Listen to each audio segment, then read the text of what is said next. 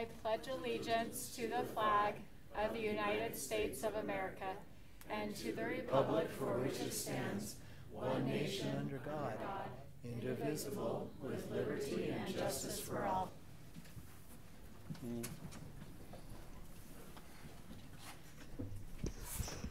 All right, I just wanted to, as you can see, Mr. Bryan is not here. We wanted to send our condolences to him and his family. His father passed away, and he is with his family tonight. So anyways, just wanted to recognize him. And anyways, thank you, Tim Gilley, for coming. Thank you to our employee groups, and especially grateful for our district staff and how hard they work and all the time and effort they put in for our kids. So thank you very much.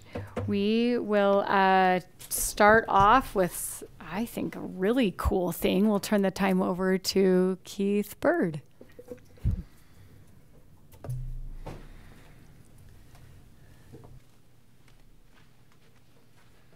Thank you so much for having me tonight. This is a special moment, I think. Anytime we receive money, it's always a special moment, right?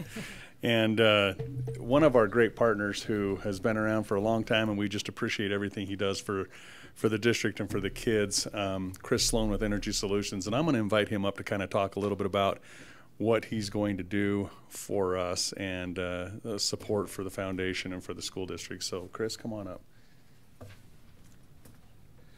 Thank you, Keith. Madam President, school board members, thank you for giving me a few minutes here to talk about something that's important to me, but more importantly, important to Energy Solutions. And when I took this job on almost 11 years ago, I had a list of causes, for lack of a better word, that my predecessor had contributed to over the years. And as the years have gone, some of those things have come, some of them have gone, we've added some new ones. I noticed when I was budgeting this last year that 9 out of 10 of those things that we've added over the last 11 years are kid related in one form or another. I've got 12 grandkids, so you may see where my bias lies. But I can't take credit for what we're going to do tonight. I had the opportunity to serve on the board at the foundation for several years and enjoyed it very much and loved the relationship between the school board and the foundation board, and wanted to figure out a way that maybe we could help some of the little less fortunate within our school district. And it seems like the farther we go, the more that list gets big. I would love to take credit for coming up with this idea. I did not, believe it or not. My facilities manager out in Clive, Dave Booth, called me one time and said, hey, why don't we do something for the kids in the elementary schools that can't participate in the book fairs? Maybe mom and dad don't have anything extra, or whatever incentives they're doing in the school, they aren't able to do that. So he says, I want you to figure out a way that we can help some of the kids in the elementary schools. This is 4 years ago, I guess it was. And let me tell you, you had less elementary schools then. I heard from parents in the charter schools, 2 of my daughters of which were quick to remind me, hey, we've got kids, and unless Grandpa wants to write more checks, we could stand some use. So what we'd like to do tonight, and we really appreciate the foundation for running this for us, because as you can imagine, me trying to get hold of whoever's in charge of the book fair at every single elementary school in the county, and I tried to do that the first year, was really, really poorly received because they didn't know me from Adam. I didn't really have an idea of how we wanted to do it and what we wanted to do. So what this donation tonight is designed to do, and we're contributing this year $10,000 specifically for elementary kids with needs for book fairs. The happiest days of the years for my kids are either snow days or book fair days. And it's our hope that this small contribution will help some of those kids that maybe don't get to have as much of those happy days as mine do. Then maybe this will help them a little bit, help the good folks that are working those book fairs. My wife works at the elementary schools at the book fairs and sees that stuff come and go. And there's just something about getting that book, getting that coloring book, getting those pens, whatever it is that they're getting. Some of the goofy things they bring home just boggle my mind. But the ability to participate for an elementary school kid who doesn't really get to do that very often is important to us, and it was important to my boss. And this is, I think, the second or third year we've done this. And you guys keep building elementary schools, and we'll keep coming up with some extra money. So thank you for the opportunity.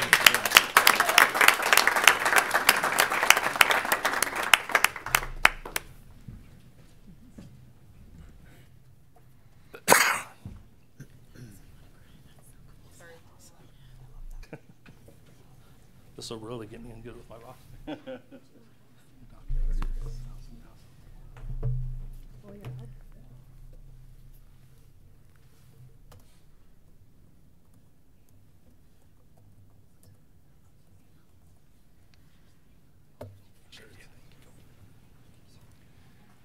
Real quick, I just want to thank Energy Solutions for everything they do. They've been such a big support of ours and for the school district, and you know, Chris is just an amazing friend, and I just appreciate him and Berna's friendship and always supporting us in everything that we ask. And you know, Chris told me this, I don't know, Chris, it's been probably a year, I think. You said, hey, I got a plan, but it's going to take me some time. And but we're happy that you know, we're patient. So we don't mind taking a little bit of time and making sure that it's right. But we're excited about these kids, and it's so exciting to see, like Chris was talking about grandkids. I love to see my grandkids reading and watching my kids reading to them. And it's so exciting. And I think, you know, if we can get books home, it's very important for these kids. So anyway, we're really excited, and we appreciate the opportunity to come here and receive this check. So thank you so much. Thank you so much, the Education Foundation and Chris Sloan. We really, really appreciate it. That's awesome. Thank you. All righty. Our next section is our open forum and patron comments.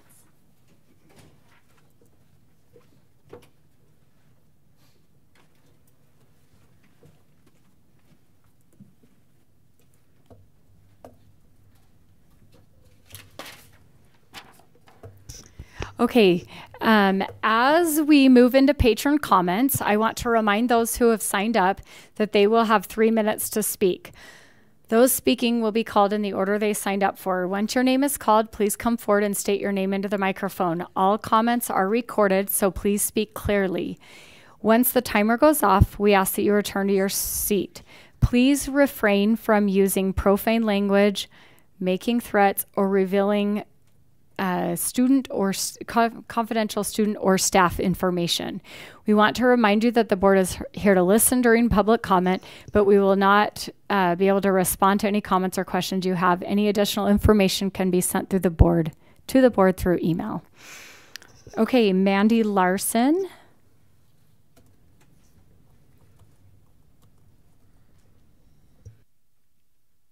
I'm Mandy Larson, and I'm here on behalf of TEA, and the message that we have for you today tonight is thank you for the attention you have given to Deseret Peak High School and Stansbury Junior High School, making sure they were in working order for when teachers and students return to school. They are beautiful schools, and the students are enjoying the various spaces that make learning more engaging. I'm teaching there right now, and it's great. Like it's a great school. I'm enjoying it. So, however, tonight I would like to address the decline in teacher morale in our district. Being in the schools, it seems like the morale has decreased for several reasons, such as heavy workloads, little to no support with student behavioral issues, implementing the latest initiative, lack of support from parents and community, and issues that have been brought to light through news and social media outlets. However, we've enjoyed having several of our district administrators in my specific school this week. We've had a lot. However, it makes teachers nervous when the only times they see you is when they are teaching. It would be nice to have you in our classrooms engaging with students, and in our schools participating with teachers during faculty meetings and PLC and GVC meetings. This is a great way for you to speak with teachers about some of their stresses. There are many times that teachers feel overwhelmed by the many initiatives that are being implemented. However, it seems that initiatives keep getting added, but nothing is being removed from their workloads. It would be nice to focus on the higher priority ones and delaying the lower priority initiative programs.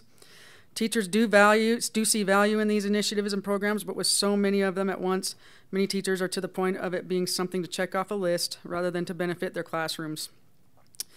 You, the board, are who can provide the changes that can help teachers feel valued and appreciated.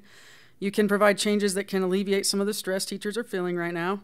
As you collaborate and discuss issues that involve our school district, we encourage you to spend time visiting with teachers and learning what they feel is important, as well as how some of these issues are perceived by them. Thank you for your time. Travis Prowett.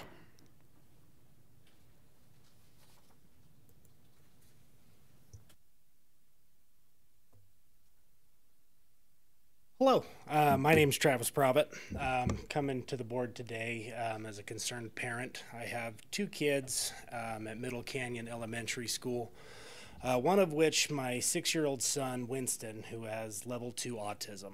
We've had some issues recently come to light in an IEP meeting last week, and I just wanted to make these known to the board and just voice our opinion on the matter. The first thing I'd like to bring up is my son has been given an unsatisfactory score in his citizenship grade. As we got the information from his teacher, reviewed the videos with him, and taught him what we were instructed to teach, it became very obvious that he was being punished for behaviors directly associated with his disability. We don't believe that to be fair, and we would hope that the school board would reevaluate how some of these standards are being applied to some of these students with disabilities and special needs. Some other things that came to light in this IEP meeting while discussing some issues with morning transitions for my son, my wife and I suggested a resource that he should be entitled to that we fought all last year for my son to get, and we're told by the administration of the school and the school district, no, no, no, we won't do this for you. Imagine my surprise when, with this new administration at the school and the new school psychologist, they said, let us look into this. 3 days later, yesterday actually, we received a phone call, no problem, we'd be happy to provide that resource to you. You know, this district has a bad reputation amongst parents of special needs kids for being hard and difficult to deal with when trying to get resources that these kids are entitled to under federal guidelines. It's really frustrating as a parent. Parenting special needs kids is incredibly challenging. It's like parenting on extreme difficulty mode. The last thing I'd like to bring up is in this same IEP meeting when discussing a crisis intervention plan for my son, who has elopement issues. And for those who don't know, kids with autism will elope from the classroom out of the school building, which my son has done, and God forbid this hasn't happened yet, but off of the school property, which would become a police situation. In discussing the plan for his elopement issues, my wife and I suggested that my son have a one-on-one aid in the classroom, not only to help his teacher, but to deal with some of these behavioral issues that are causing him to have an unsatisfactory mark on his citizenship. Imagine my surprise when my son's first grade teacher, an angel of a teacher by the way, we've had amazing teachers in this district. My son's teacher looked at me and my wife and turned to the principal and said to the principal, "Principal, you can fire me for saying this, but I'm going to say it anyway. This student deserves this resource and he is entitled to it, and it is simply the administration and the district that refused to provide it. And I think this district needs to reevaluate how they're treating some of these kids and families." Thank you. Thank you. Mitzi Belverston.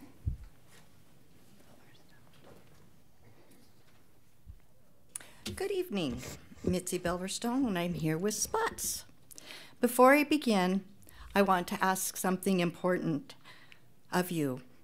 Please give your full attention, not to me, but to the people I'm standing here to represent.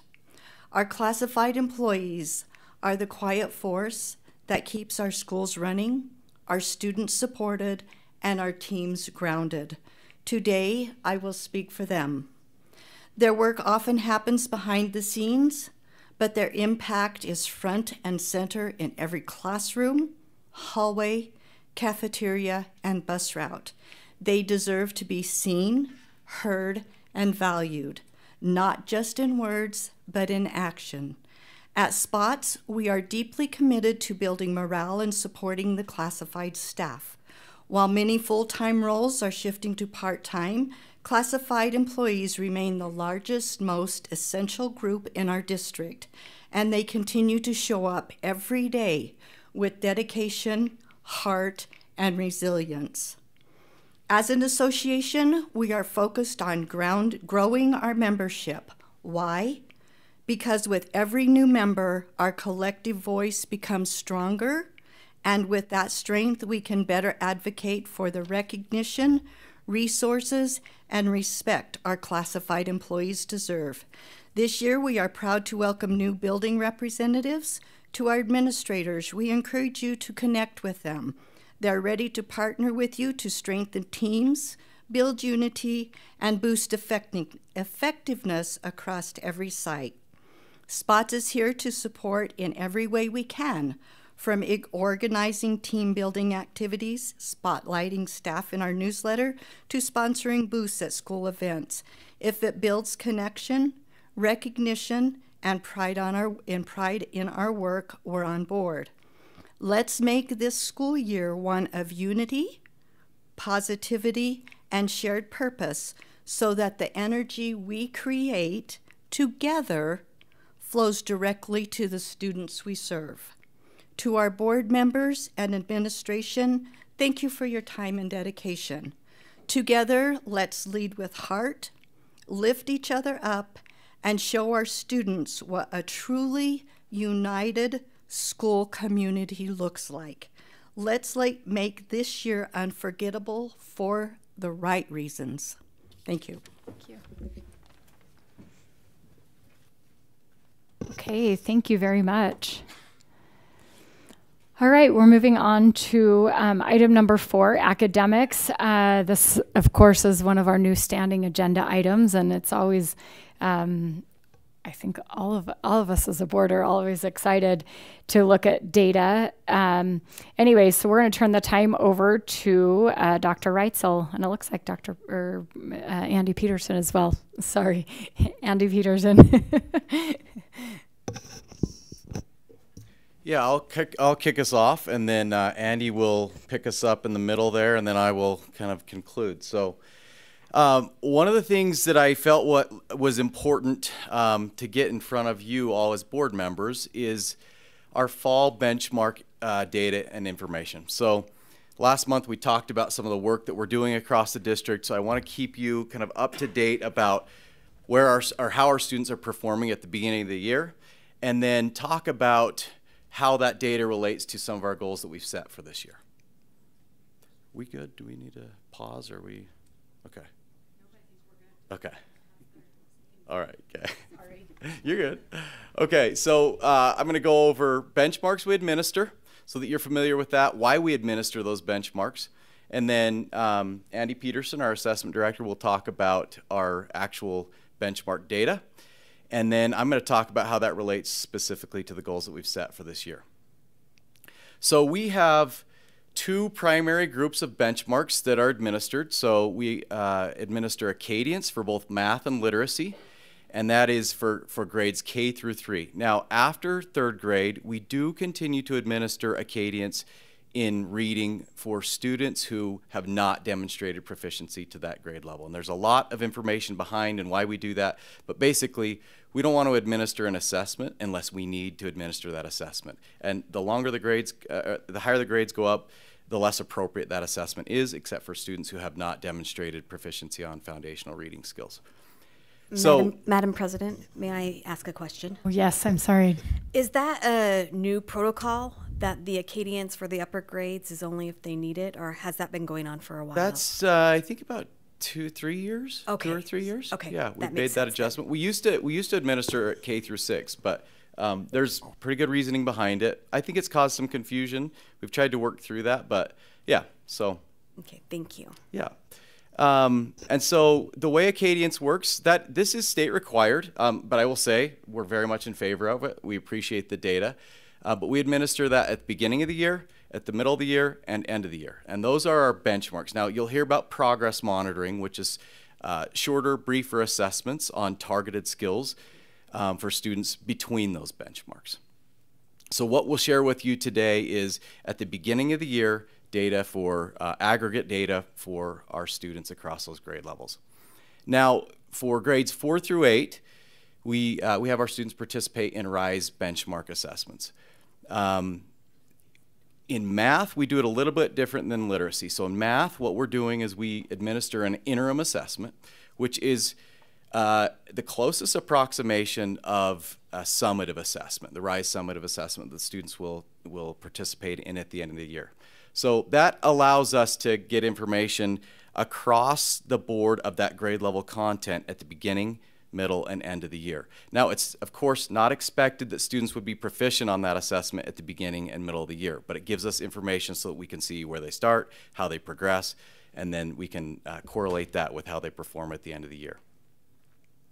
Now, literacy, in the interest, again, of minimizing how much assessment we have our students perform in, especially assessments that are less targeted to day-to-day instruction. These are overall assessments.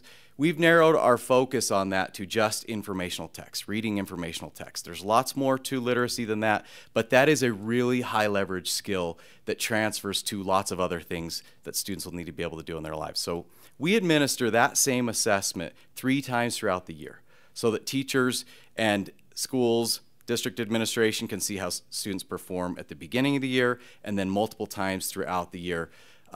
The idea being that we should see that going up. We're able to target specific deficiencies and skills that are in need. Now, this is not state required. This is something that we've done as a part of our assessment framework because we think it's really important to have that data, both at the teacher level and the district level. Dr. Reitzel, can I ask then, so we wouldn't want to do a year-over-year comparison because each year we start low, middle, a little better. Is it within the same school district calendar year that we're really looking for improvement, not necessarily year over year? Is that well, accurate? it's both. So we're hoping to see progress through over the year with that cohort of students, but over time we can compare those beginning of the year data points longitudinally. We can do the same thing with middle of the year and end of the year, of course. Does that make sense? So we can see how are our students performing at any given point throughout the year. That is part of the logic behind the benchmark framework. Yeah. I'm just trying to figure out what's the best way to see an improvement over time. Is it the year-over-year number? Yeah. Is that? Yeah. Well, So I mean, it 8th depends on what graders- scale of time. Yeah, so 8th graders last year compared to 8th graders this year? At Yes. the beginning and the beginning, at the mid, at the mid, at the end, at the end? Yes Is that and what we're yes. talking about? Yes and no. So that is helpful, but as we've actually talked about multiple times in board meetings, 2 data points is, it's something, but it's not enough. But if we have those same data points that say middle of the year, we can compare. If we see a big jump one year, well, that might be a variable that we had control over, and it might be something else. We don't know. But as we have multiple years of data, we can start to get a better idea of, are we trending in any particular direction? Yeah. Of course, following a specific cohort and comparing them to previous cohorts at any given grade level is pretty important as well. Yeah. Okay, so why do we give the benchmarks? I'm not going to read all this slide, but basically it's a part of a well-rounded assessment framework so that we can monitor how our students are performing on a small scale and on our larger scale. It helps us really to see how our students are performing in relation to the summative assessment that they're going to participate in at some point. So the benefits that we see for students is that it gives them an opportunity to calibrate how are they performing in relation to that end of the year assessment. Again, they shouldn't be at that level necessarily at any given point along the way, but they should be getting closer. But it gives them an idea of what that might look like. It's also a good opportunity for them to perform, for them to be able to demonstrate what they can do. For teachers, it provides a real-time measuring stick, again, in relation to that summative assessment at the end of the year. It's preparation for summative, and it's a feedback mechanism to tell them how their students are performing to allow adjustments along the way. And for the schools and the district, it's a real-time measuring stick to see how we're performing in relation to the summative expectation, and it provides us longitudinal data. So I talked a little bit about this, so I'll kind of breeze through this piece, but in ELA, we do informational text. We do that 3 times throughout the year to monitor growth.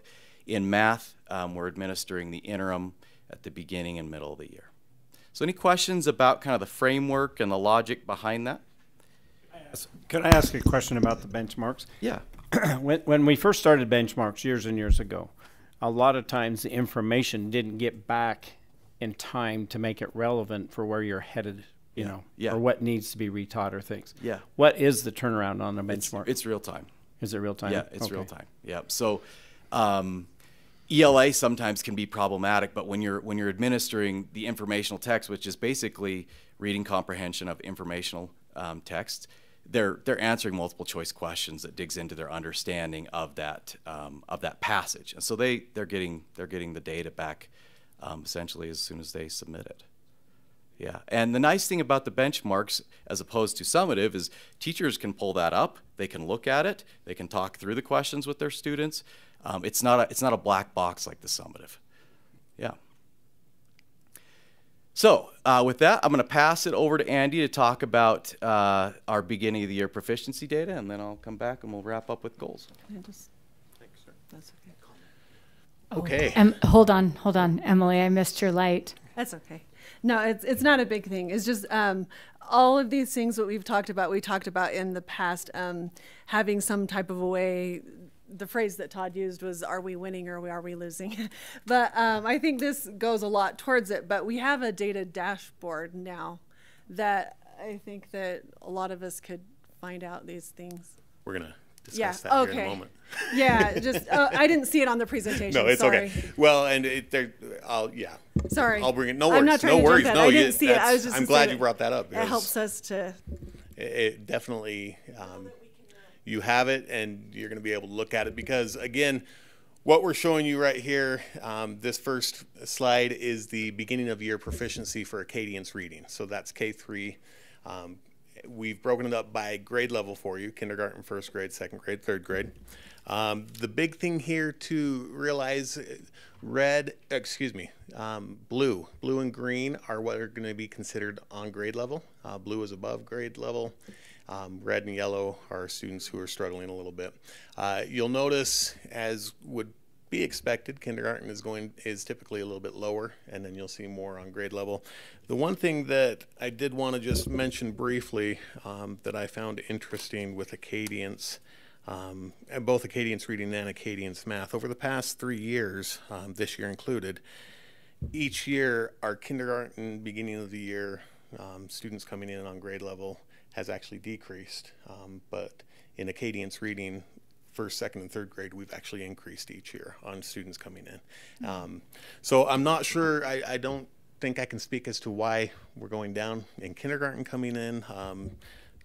You have a lot of people who would say COVID might have something to do with that, especially this year and last year. I can't speak to that, and I won't speak to that, but I will say that I know some of the different things some of the different initiatives that we have put in, especially at kindergarten and first grade in reading, are definitely making a difference. And that summer slide that we talk about so often, I don't feel like we're seeing quite as much as we have in the past. So I'm pretty happy about that. So that's our beginning of the year Acadience reading proficiency.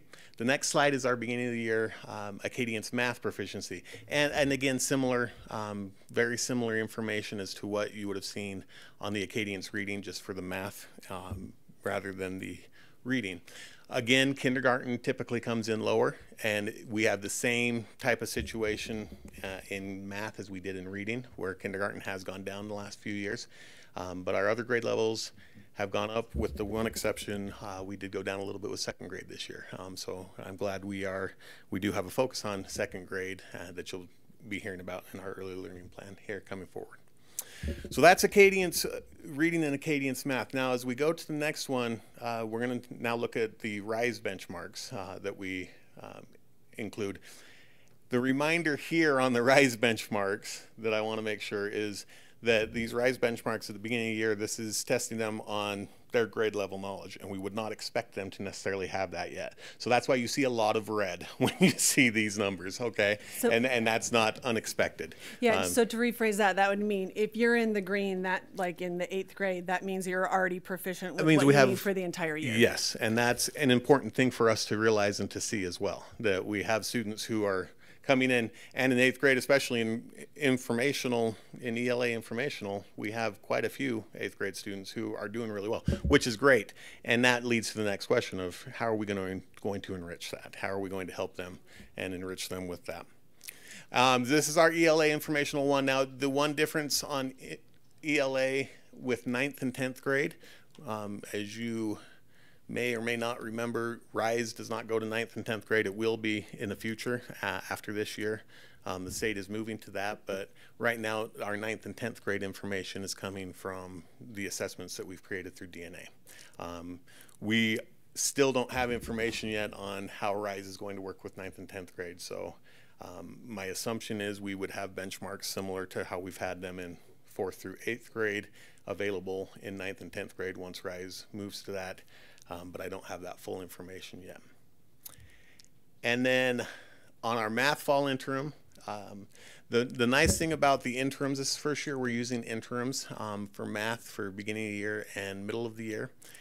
And what's really nice about that I've really enjoyed about interims is that they do the highly proficient, proficient, approaching proficient, and below proficient, so similar to the end of the year testing.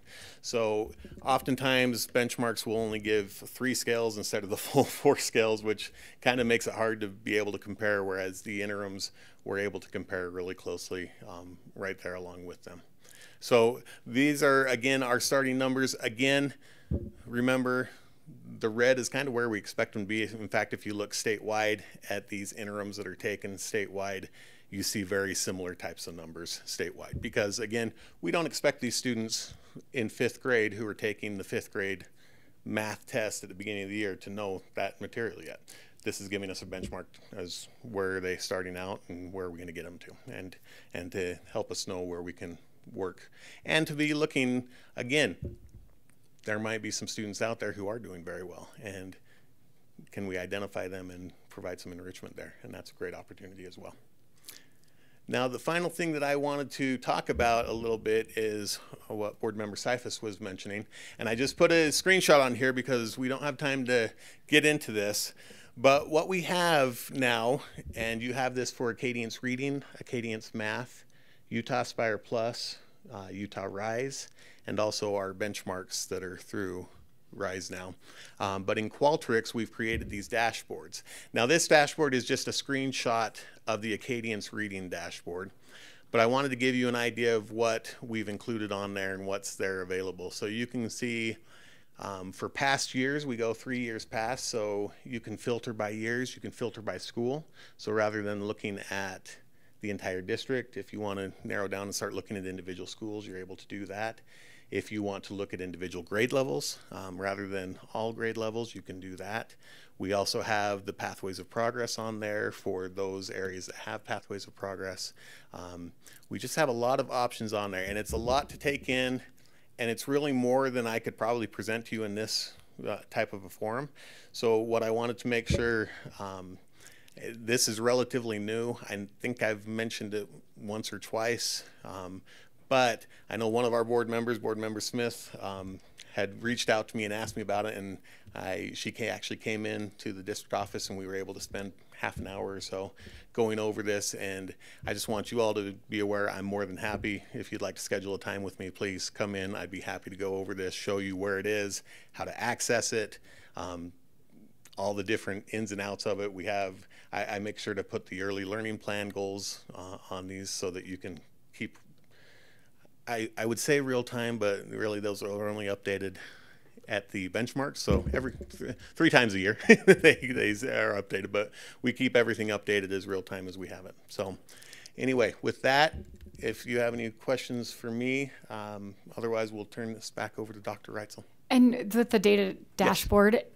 I mean, obviously, well, I think, I don't know, this is what teachers are using to look at their information? Not yet. Okay. Not yet. Okay. We actually are in the process, with the RFP that was approved with DNA and EduClimber coming on, that is where that is going to happen down to the teacher level. We had not been able to get this down to the teacher level, but with EduClimber, we're going to be able to, and we are well underway with the installation period, I guess is what I'll call it, with EduClimber. Okay. We're about halfway through that period, so I'm excited about it. So that will happen this year? It will happen this year. We're hoping to start piloting it at some schools starting in January. And depending on how the pilot goes, I'm hesitant to just send it out to the whole district. Depending on how the pilot goes. If we need to do some more training with teachers, we might hold off a little bit. But if it's pretty intuitive, I will say that, just with what I've seen so far, it is pretty intuitive. So I don't know if I should say this, but we may open it up and let them start playing with it. And I just need to find out from the company if there's any damage that could be done by doing that. I don't think there is, though. So. Can I, one clarifying thing too? Yes. From what you said, that they don't have access to this full data dashboard, but they do have access to their own data to inform what they're doing. Yes, just to absolutely. kind of clarify. Yes, thank you. Yeah, that's great clarification. Yes, they can get their own data, but this dashboard with the information at like a school level and stuff, they not don't yet. At this point. Yeah. Okay, Todd. Do you have a sense of, do teachers want to see this data? Are they like, look, I'm doing my very best, really showing me how my kids are doing doesn't really help me? And I wonder if there's some strategies or thoughts into how to get teachers a little more excited about seeing this data, and if it's going to help them improve anything in the classroom. I think it should, obviously. Yeah, obviously it should. I think the ease of getting to it, that's one thing we've been trying to do, is making it easier for teachers, because we've heard and we hear a lot, that's a hard thing, is if it takes a lot of time to get to it, they're not going to take the time because they just don't have the time. And I get that, and we get that. That's another reason why I'm so excited about some of the things we have coming on, because it's going to make it much easier for teachers to be able to have that at their fingertips so they can start utilizing it a lot quicker. Because I really feel like, and it's been a long time since I've been a teacher in the classroom, but I remember the same feelings of, where do I find the time to be able to do all this and to sit down and actually go through this data. And we having tools now that will do a lot of that for you rather than having to do it by hand. That's going to make a huge difference. And then I think another part of it that I feel like we are on our way towards is helping teachers to understand the purposes behind it. This isn't a gotcha. It's not to say, oh, look how poorly they're doing. That's a big thing that we're trying to make sure, like with these math interims, that's a big thing of, oh, they're doing so poorly. That's okay. That's kind of what we expect at the beginning of the year, and then that's okay. We're seeing a baseline, and we want, but helping to get that understanding, because when that first comes in, it's kind of a gut punch to everybody. It's a gut punch to me, even though I know that's what we expect. You don't like to see that much red when it comes in. But reminding yourself and understanding, here's the reason why and what we're trying to do and where we're trying to go with that. Okay. I think you're I'll good. Turn it back Thanks. Over to Dr. Wright. Okay, let's look at how this relates with our early learning goals. So we have 4 early learning goals: 2 literacy, 2 math. So this first one, I'm going to kind of walk you through how we come up with setting this goal. It's not arbitrary. It's based on past data and trends. So I'm going to be a little bit more detailed on the first one, and then the next 3 we'll go through a little bit quicker. So the first goal is for first grade to increase at or above benchmark by 15%, and that's the overall composite score. So our data that we have now indicates that at the beginning of the year, with our proficient and above proficient or benchmark students, we have 53% of our students at that level. So our goal then, if we add 15% to that, is by the end of the year to be at 68% or higher. So I want to give you a little bit of insight about why we've targeted first grade and some of the things that we're doing. So if you look at this chart, you're seeing the blue is beginning of the year over multiple years. So in 2022, you can see just over 30% proficient is where our students entered first grade. And what we're seeing is over time, let me get to this point right here. What we're seeing is that over time, our beginning of the year scores for our first grade students has been increasing pretty significantly. And that's a good thing. We think that has a lot to do with what's been happening in kindergarten, particularly the next few years, or the last few years. And then the green is end of year. And so what you see is a trend of we are going upward at end of the year, but that's not matching the trajectory of beginning of the year. And so this is in particular why we've really targeted our excellence plan to first grade. So kindergarten, we've seen a lot of success. Our teachers have been amazing. Our instructional leaders at the schools have been amazing and really pushing that work forward, and we've seen the results with that. But what we believe we're seeing is that students are coming into first grade more prepared than they ever have before, and we're not really equipped to take them to the next level. So what we're striving for this year is to take a bigger jump from beginning of the year to end of the year results in first grade. So it's not, that wouldn't put us really at the same trajectory, but we would take a pretty big jump. So that's what we're striving for. Any questions on that part? Okay.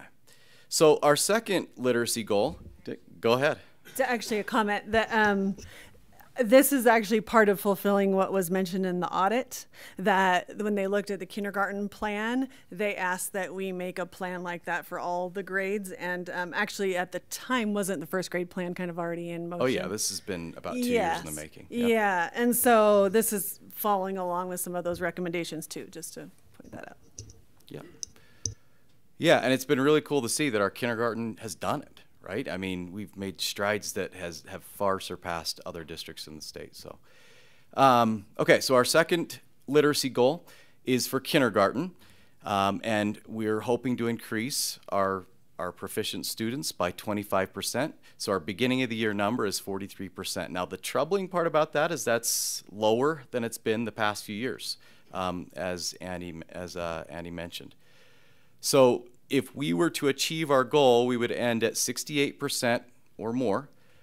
We're hoping for more, because if we did achieve that, that would mean on proficiency, not growth, our proficiency would actually be lower than last year. So that's not something we can control necessarily, where our kindergartners start, but we feel like we can control that they get a good amount of growth throughout their kindergarten experience. Any questions about that one? Okay, now shifting over to math. This goal is a little bit confusing because it's looking at advancing 59% of the students in that circled area to at or above benchmark. And that requires you to put that into a quantity of students, not a percentage. So if you look at the beginning of the year, we have 220 students that are starting in that below benchmark area. And the reason that we're targeting that is we think our intervention program does a good job of targeting students at that level. It doesn't necessarily do a good job of grabbing students with deeper deficiencies, skill deficiencies. So we have other programs for that, but we're targeting something specific that has enough power to do that thing, to take students that are just below proficient and get them up to proficient or above. So our end of the year goal is that we take 130 or more of those 220 students and advance them into the at or above benchmark category. And then our final early math goal is to increase in third grade our composite score by 15%. So combining our beginning of the year at benchmark and above benchmark, that puts us at 42 to start, and so we are striving for 57% or more at the end of the year. I think you had mentioned that, you just didn't throw something at the wall and see if it sticks in terms of these goals. Mm-hmm. But goals are a big deal, obviously, and we want to get those goals, and we want to exceed those goals if possible. Are you comfortable with how the goals have been set? Are they achievable? Are they moonshot? Are they stretch goals?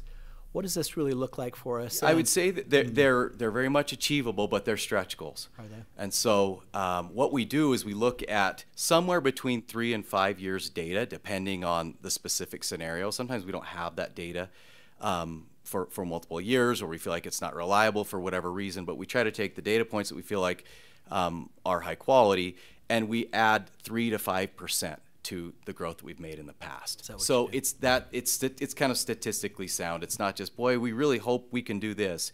It's based on what we've been able to do in the past with a little bit of a stretch. That's kind of exactly what defines the goal, is that stretch piece. Just a quick follow-up, if I may, and that is, what if we don't hit these goals? What do we do?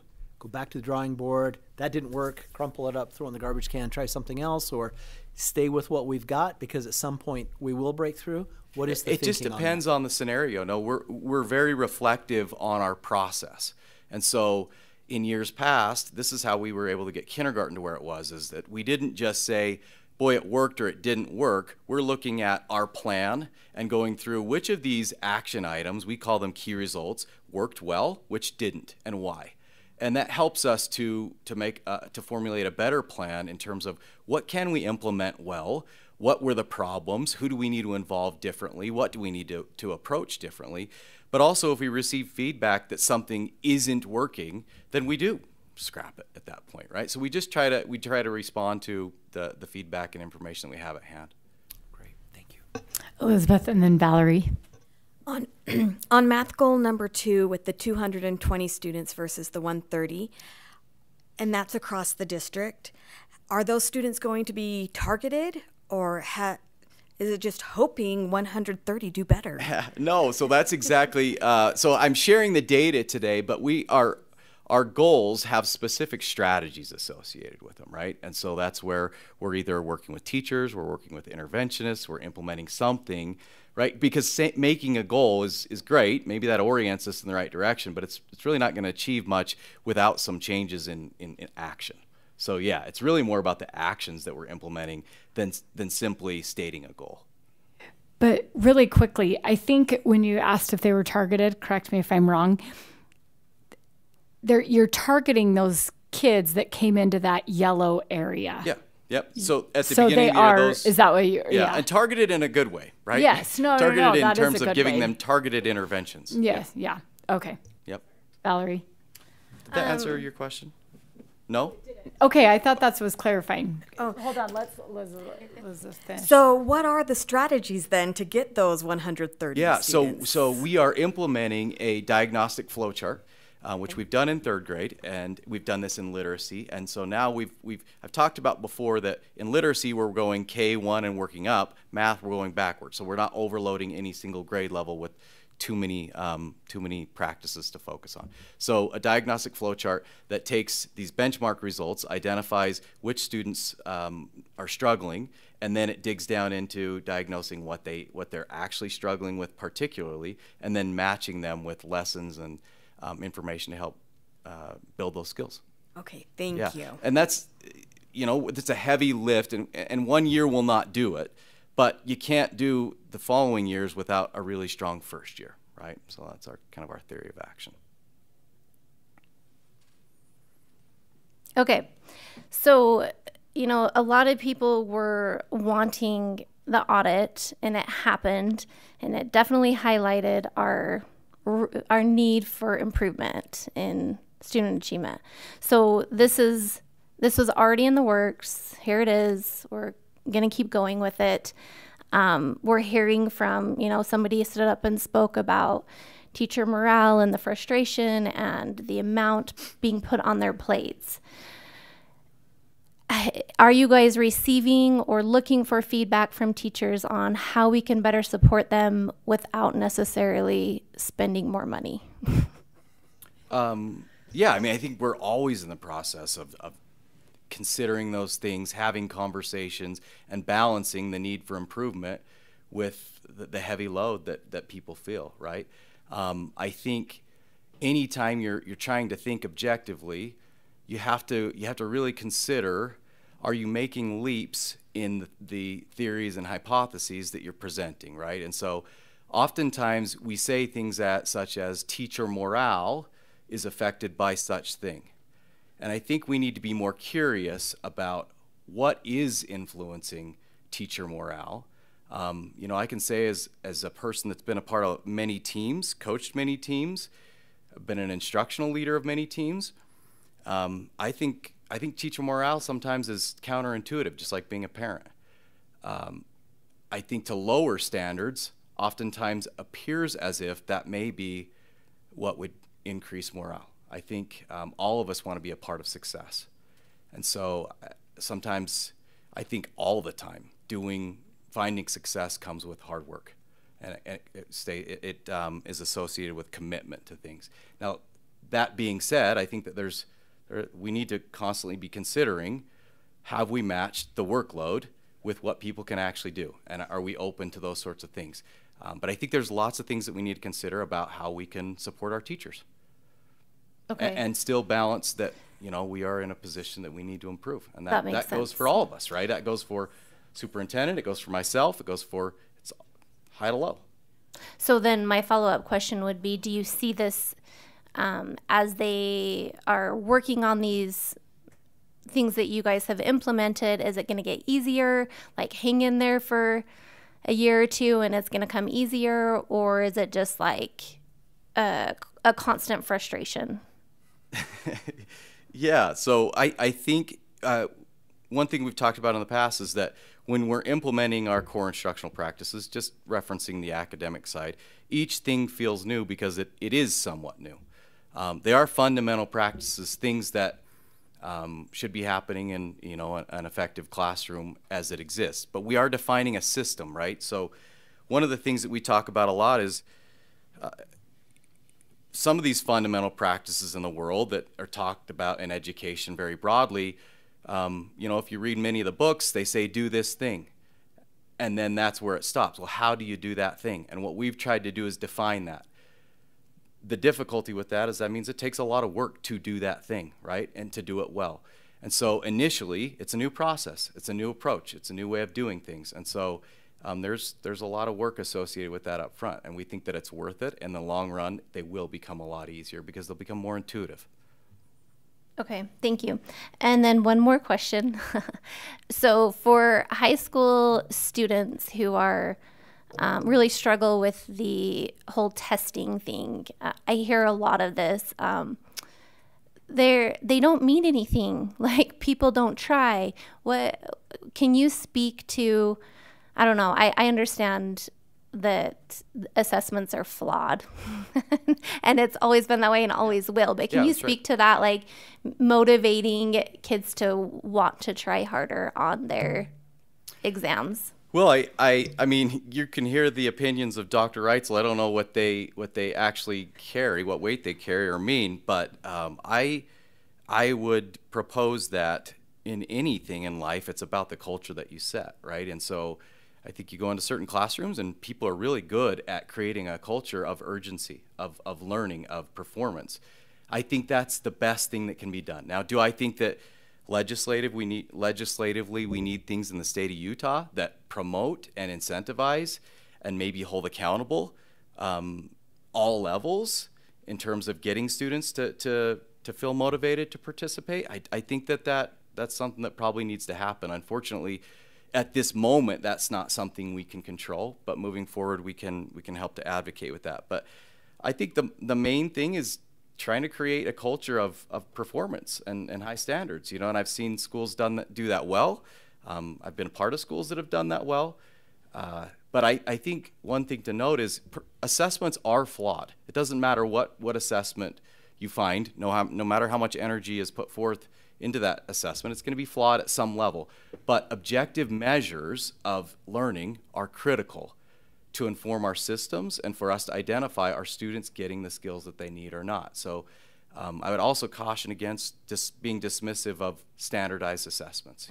There's definitely lots of sorts of assessments that do different things, and they all perform to provide us different information. I just think it's easy for them where it doesn't go on their grade to be like, what does it matter? Yeah, it is. And that's why, I know that the answer sounds kind of weak, but there's nothing to hold a student accountable for participating on a summative assessment other than creating goodwill and trying to teach them that they can perform. And it's exciting to be successful in life. Okay, thank you. I was just going to piggyback off, and I think I said this in last board meeting, and if it wasn't, it's been over the course of this audit. When they said, you've got to have a standing agenda item of assessments, one of my first questions to the auditors, and I think Dr. Ernst also said this, is, you know, that's hard on teachers. It's hard on teacher morale. And, you know, it's always what comes first, the chicken or the egg? Do we get teacher morale up or test scores up? Or what? How does this all work? And I love what you said about, and I think probably all of us do this as parents. I think teachers in their classrooms, to get the kids to perform on a test that doesn't mean anything on their grade, is to set high expectations and standards. And I think as human beings, we want to do well. Yeah. We want to. So if we see all that red at the beginning of the school year with our kids, that is awesome to be able to like work hard and figure it out. Now, because kind of it's new, it's hard. Yeah. And hopefully, like you said, some of the stuff that we're implementing, some of it's basic classroom stuff, and then some of it's just, oh wait, there's steps to the DAO and all those things. So it's an interesting dynamic that I feel like the district is up against, and I, you know, just want to say I think we have amazing teachers in this district that can do this, and amazing administrators that are trying to implement this. And part of it's just it's hard when so much, but I think there's an awesome thing for a sense of accomplishment that goes along with it. And so I don't know what comes first, the chicken or the egg. Well, I think we try to focus on growth, right? So we see a lot of red at the beginning of the year, and we can see a lot of green at the end of the year, right? And that's an important thing to note and for people to recognize and acknowledge. But the other thing is, I think that when it comes to, I don't necessarily think that improvements and high achievement have to be proposed as mutually exclusive or on the opposite of the spectrum from teacher morale. You know, and also I think there are many variables that contribute to teacher morale, and that's why I think we need to be curious about those things. Again, pairing that, matching that with the fact that we're in a position that we need to improve, right? And I think we can do that. I think we absolutely can do that, and we've proven that we can do that with kindergarten in particular. So I think we stick with it. That doesn't mean that we don't take feedback and adjust, but I think, you know, there's only one way to get things done, and we got to dig in and go for it. Yeah. All righty. Any other questions, comments? Thank you very much. We appreciate it. Yeah. Yeah, we'll see you next month. It's a monthly thing, right? All right. We are going to move on to number 5, our consent section. If no one has any questions or comments, I'm looking for a motion.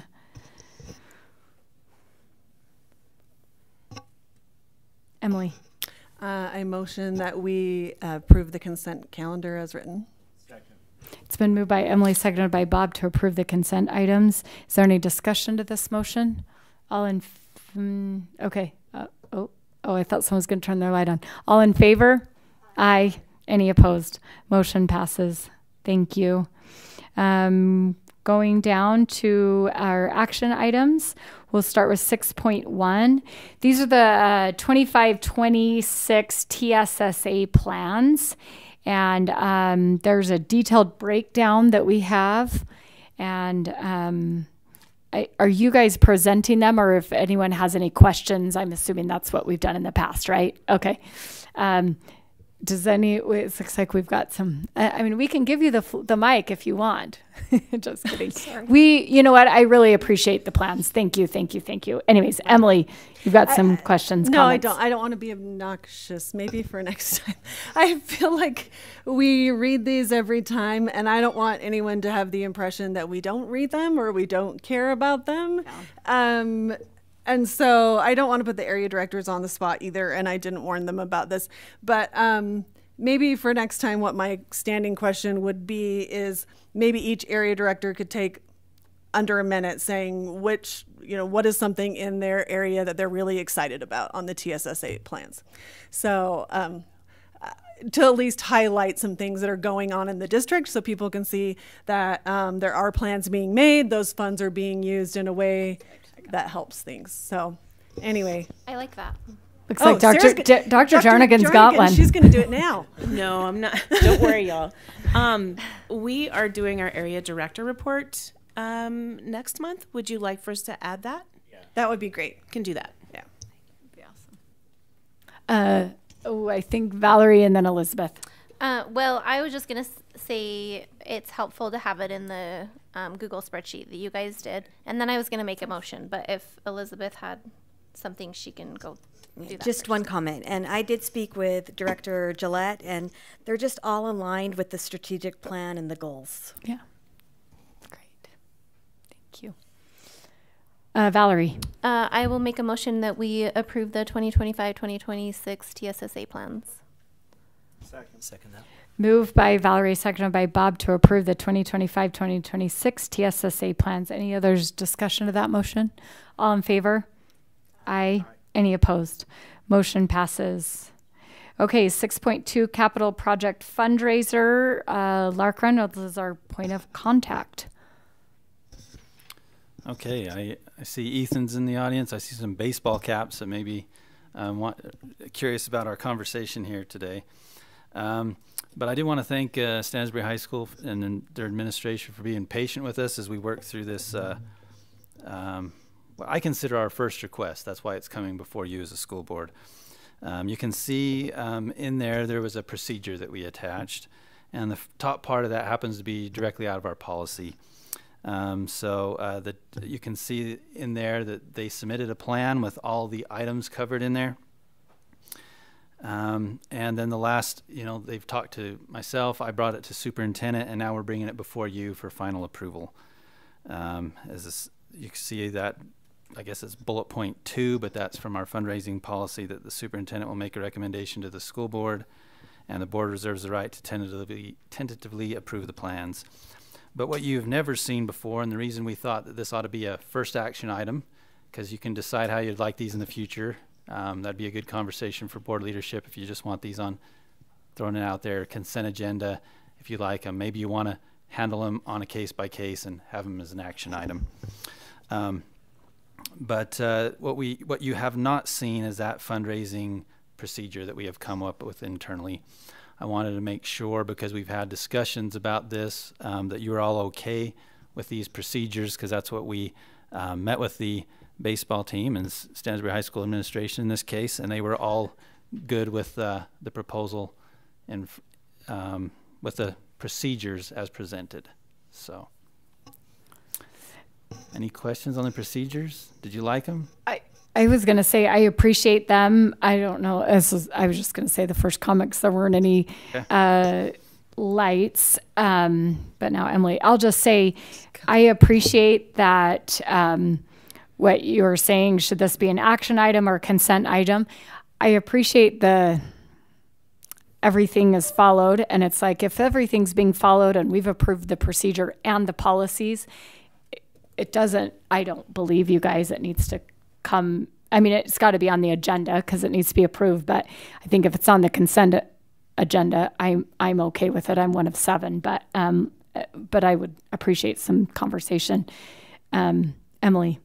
Yeah, one thing I really liked about it was that construction does not begin until we've raised 115% of the construction costs. And I know that might be hard for organizations that are trying to do it, but also part of the concern about this whole situation was that it wouldn't get done, or it's partially done, and then it's a expense to the district and the taxpayers. So I think that should give the community and the taxpayers some reassurance that they won't be left holding the bag for us allowing this procedure to occur. So, and great comment, Elizabeth. How long does this procedure usually happen? Like, how long ago did Stansbury High contact you about this? It's been a year since they contacted us. Okay. Yeah. Will that go faster for the next group since the stuff is already in place? Yes, our intent is that. So thank you, Stansbury Baseball, for being the guinea pigs on this. Right. Is that okay? Correct.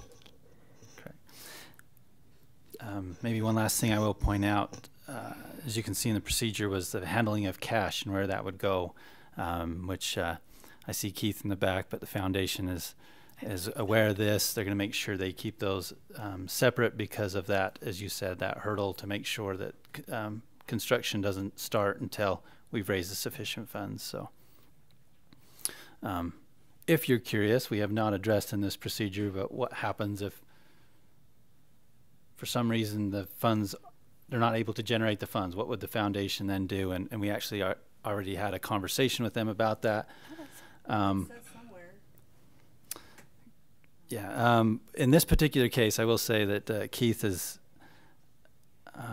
basically it says it could become property of TEF to do as they choose, and he made sure that if Stansbury High School, in this example, raised those funds, and those funds should be designated for Stansbury High School. So it's not that it would be put at another school, if that makes sense. Or the baseball program, at least, since Stansbury, I'm just, if they raised it, I would hope it would, but I don't know. Good point. It does say that it would go back to Stansbury. Okay.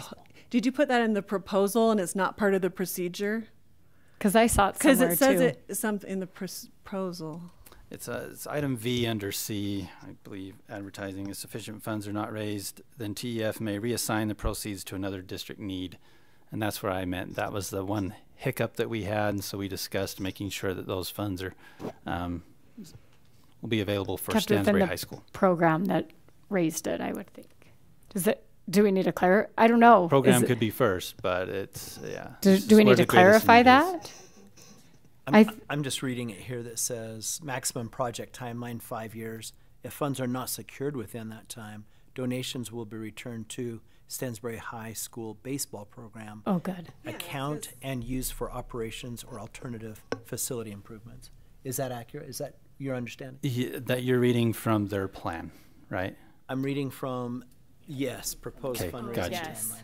Oh, that's yeah, their that's plan. not the procedure. Sorry. Okay. I would like to make sure that's our plan as well. I would think that one of the things that we need to do then on that, because I agree with what's being said, is that we would need to revise that as far as the policy and things that we had looked at so that it does reflect that. Well, it's our procedure, but there is a part of a policy in that. There's a policy that follows the capital fundraising. Oh, I thought Dr. Ernst was going to turn on his light. Is that something that we can make sure happens in the procedure so it goes back to the organization that raised those funds, not just the high school? Is that a fair thing, or? Obviously the baseball would be, but sometimes. Okay, if it's still in existence, yes. Yeah. Okay, so can we just? If you direct us to do that. I'm just saying we wrote it in a manner that, because I'm just throwing this out there, hopefully Ethan would agree with me on this one, but let's say you raised a bunch of funds for something that you cannot meet the goal. That's the whole reason this is not going to happen.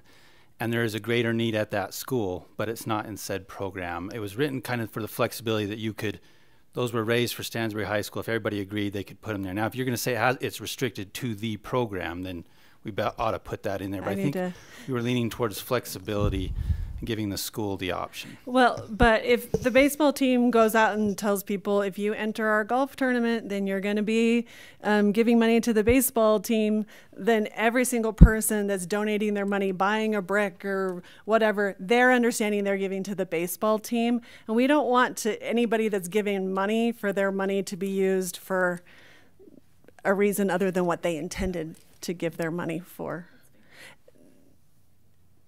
I mean, that's just me personally. I just don't want people to, but to Dr. Jarnigan's point, if the organization no longer exists, but I just don't want people to be giving money and then be like, well, I never said that I wanted this and I gave all that money. I don't know, that feels sad. And I think as a parent, if I raised them, if my kid helped raise money for the baseball team and then I found out it was going to whatever, I think the perception's off on that. I think we need to clarify it stays within that program that raised the money.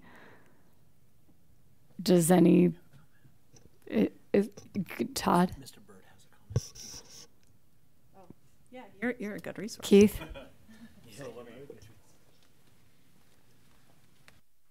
So we kind of ran into the same situation when we built the Ophir building, because we were not raising the money that we needed. I mean, we started out at $650,000 and we needed $2.1 million to build that building.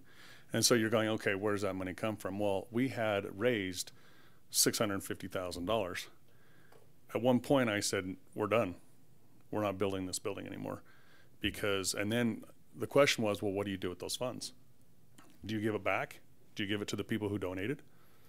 I mean, that's the big question, because they're saying, well, wait a minute, we donated this money for a building. You're using the building as an excuse. You're using this as a fundraiser, and then you're going to turn around and say, well, we couldn't build it, so hey, let's buy $5,000 worth of bats and let's go build something else. Let's do something different with it within that program. But a lot of these people are doing it because they want to see lights, or they want to see this, or they want to see that. If that never happens, then how many of those people are going to say, well, wait a minute, I gave this money for lights on the baseball field, or whatever it is, I don't know. But then you're going to turn around and say, well, wait a minute, where's my lights at? Well, we couldn't do it. Okay, well then give me my money back. And there are people who are going to ask that question, who are going to say, well, give me my money back. And they're saying, well, I don't want to go and give, so you've raised, I don't know, $250,000. Are you going to turn around and give the $250,000 back to that program? And they're going to say, well, let's see, what do we do with it now? Let's see if we can come up with something else. And are those people who donated that money going to be okay with saying, well, let's just build something else then, or let's use it for something else? So you have to remember that, and that's one of the fears that we had is, if we don't build this building, what do we do with the funds? Do we give it back? So that just means we had to work harder to get more funds. I mean, that's what we had to do, because we didn't want to come to that point where people are donating money and we have to turn around and give it back. And so anyway, that's because they're doing this money to build something, and you're using that. Now, if you're raising money to buy 50 bats, then people say, okay, we're using this money. Where are those 50 bats at? So you have to remember that they are donating money for a specific thing. And so when they don't build that, then you run into a situation. So we just have to be careful that way. So either way, but you do, we have experienced this, because I think really we were the first ones who, even though we're separate from the district, we still ran into this situation. Lark told me, we can't build this building until you have X amount of dollars, and $950,000, Lark, right? And he said, if you don't have over $1 million, you can't build that. And it was close. It got built. So anyway. Todd and then Emily. I was going to say that it would just seem fair to me that before anyone donates money, that we just explain to them that potential scenario. If we don't raise enough to do this, are you still okay? Or just so you know, we'll use your funds for other things that can go to either the baseball program or maybe broader to the school itself.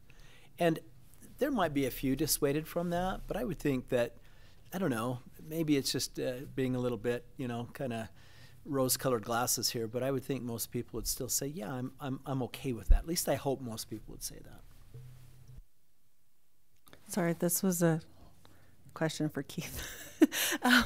So as you're somebody who's constantly raising money and on the fundraising side of things, I hate to put you on the spot, but what would be your recommendation as someone who's highly involved in fundraising that we put in this procedure about this issue?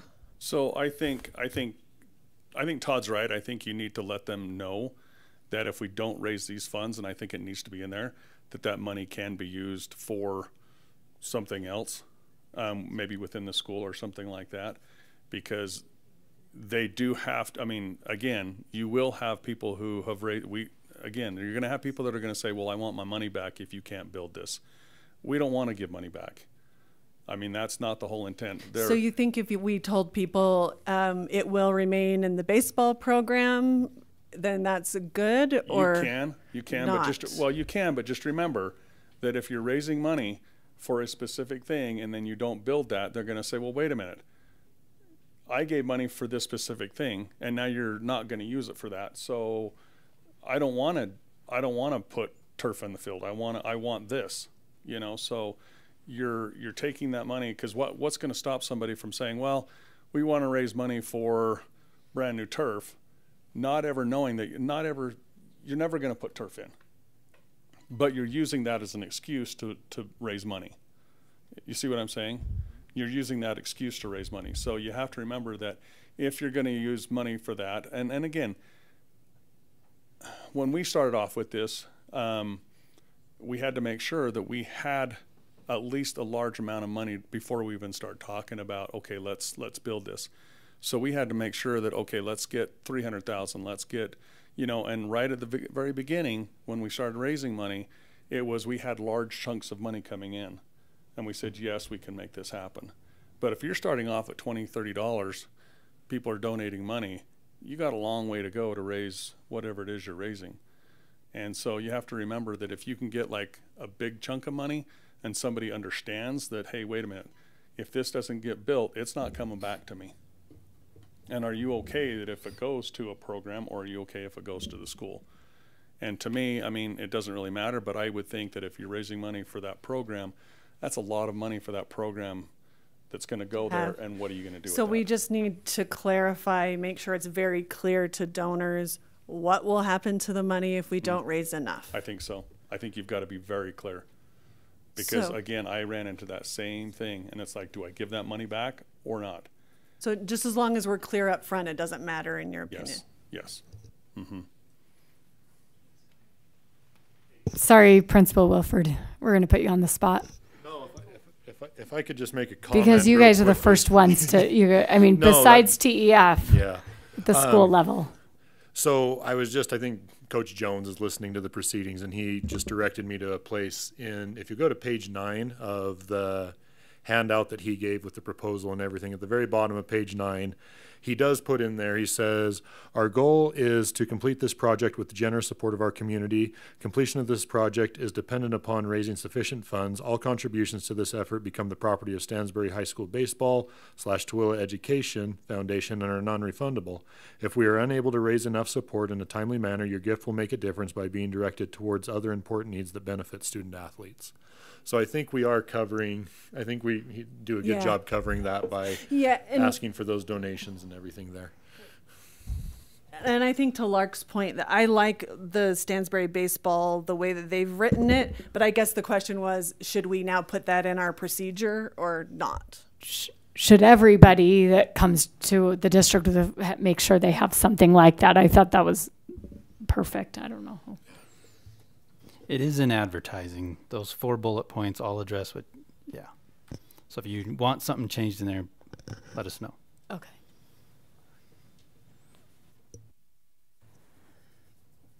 Okay, so. Madam President, can I just say, I want to commend Stansbury High School for the work here and what they did. I know a lot of hard work to put this together, and by the time it got to me, it was so easy for me to sign off on this because of the work they put in. It was very evident for me, and that always hasn't been the case, and this really kind of sets the model for what we expect out of our groups going forward. So kudos to Stansbury High Baseball. Okay, I am looking for a motion, I think. Right? We approved this particular project. Yes. Yes? Is that the procedure? Okay, I need a motion, Elizabeth.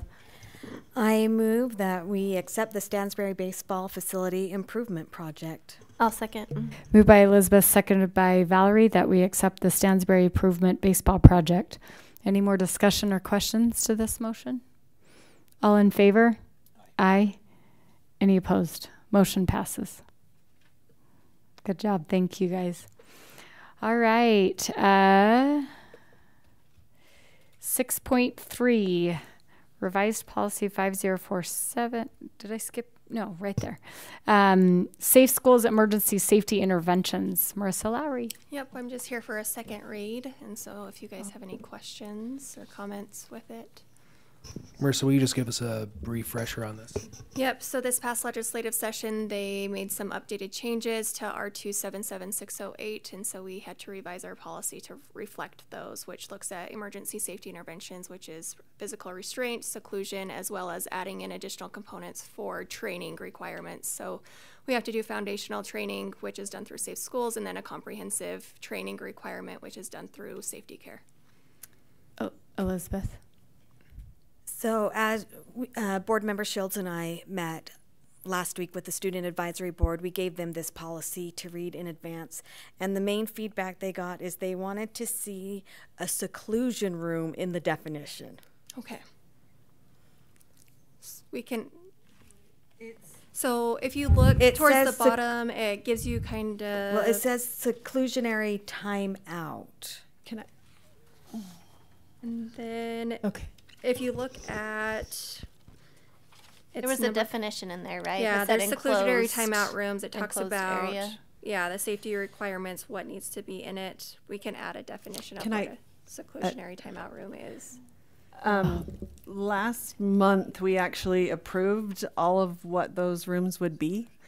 So I don't know if, is there a district website, or do they just need to go to Diligent from last month to look? So if anybody wants to look and see what we approved last month, every single school and the rooms that it would be in, we've approved that. Yeah. So we can, and one thing that, because I know Elizabeth, you reached out to me, one thing that we can also do is kind of a mid-year review as well in December. If there's any updated seclusion rooms, I can bring it back to the board for board approval for that.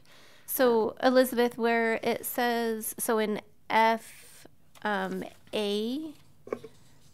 it says the room must be safe, free of hazards, have a window for continual monitoring. If a window is not available, is that enough definition, do you think, or do you feel like there still needs to be more of a description? Well, I think prior to this policy today, the previous policy was called seclusion rooms. It said like copy of seclusion rooms in the first draft, and so the title of it has changed for the second draft. And so if when the public was looking at it, not having the name, a definition of the seclusion room was a bit information. Like, it's a technicality. I am just passing on information from the Student Advisory Board. So I think the big thing that we need to remember with this policy is it's looking at emergency safety intervention and what the guidelines are. And so within that, it could be a seclusionary timeout space, but it could also be a physical restraint. And we have a procedure manual as well that looks at ESI, and it talks about de-escalation strategies, because I want the public to know that our first, we don't move directly to an emergency safety intervention. We're trying preventative strategies before we even get to this point. And so really this policy is just updating the language from R277608 to reflect what seclusionary timeout is, and the changes with that, as well as physical restraint. That makes sense. And so in your eyes, do you think it's that definition is in there now on that newer policy? Yes. Okay. To the satisfaction of those you spoke with. Okay. Valerie? I was just going to go ahead and make a motion that we implement revised policy 5047, Safe Schools Emergency Safety Interventions.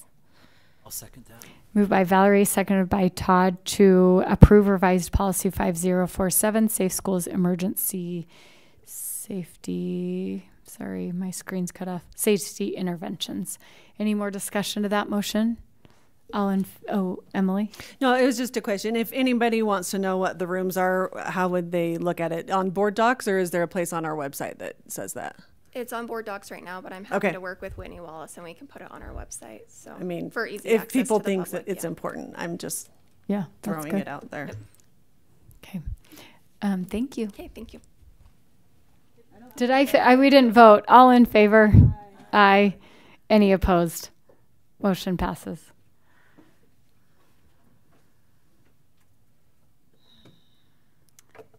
ESI policy template. Terry, right? Nope. No. Guys, these lines. 6.4. 6.4. Oh my goodness. Revised policy 1001, board power and duties. This is a second read. Yes, we made some changes to this, some minor minor changes to item 11, but as a reminder, this is rewritten because of the board's commitment to student achievement, so we made some alterations to this policy. Any questions? Emily? Mine's not a question, so she has a question. Elizabeth? I need to apologize. I did not get this to Jackie ahead of time, but there should be a comma after A3, after the word schools and before the word but.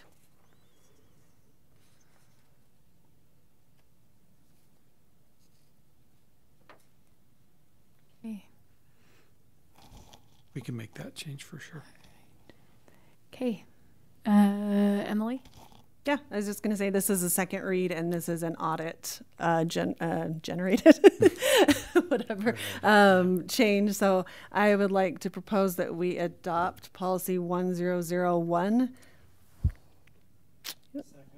Moved by Emily, seconded by Bob, that we adopt policy 1001. Any more discussion to that motion? All in favor? Aye. Any opposed? 6.5, that's what I was doing wrong. Revised policy 9001. Tiffany Miner.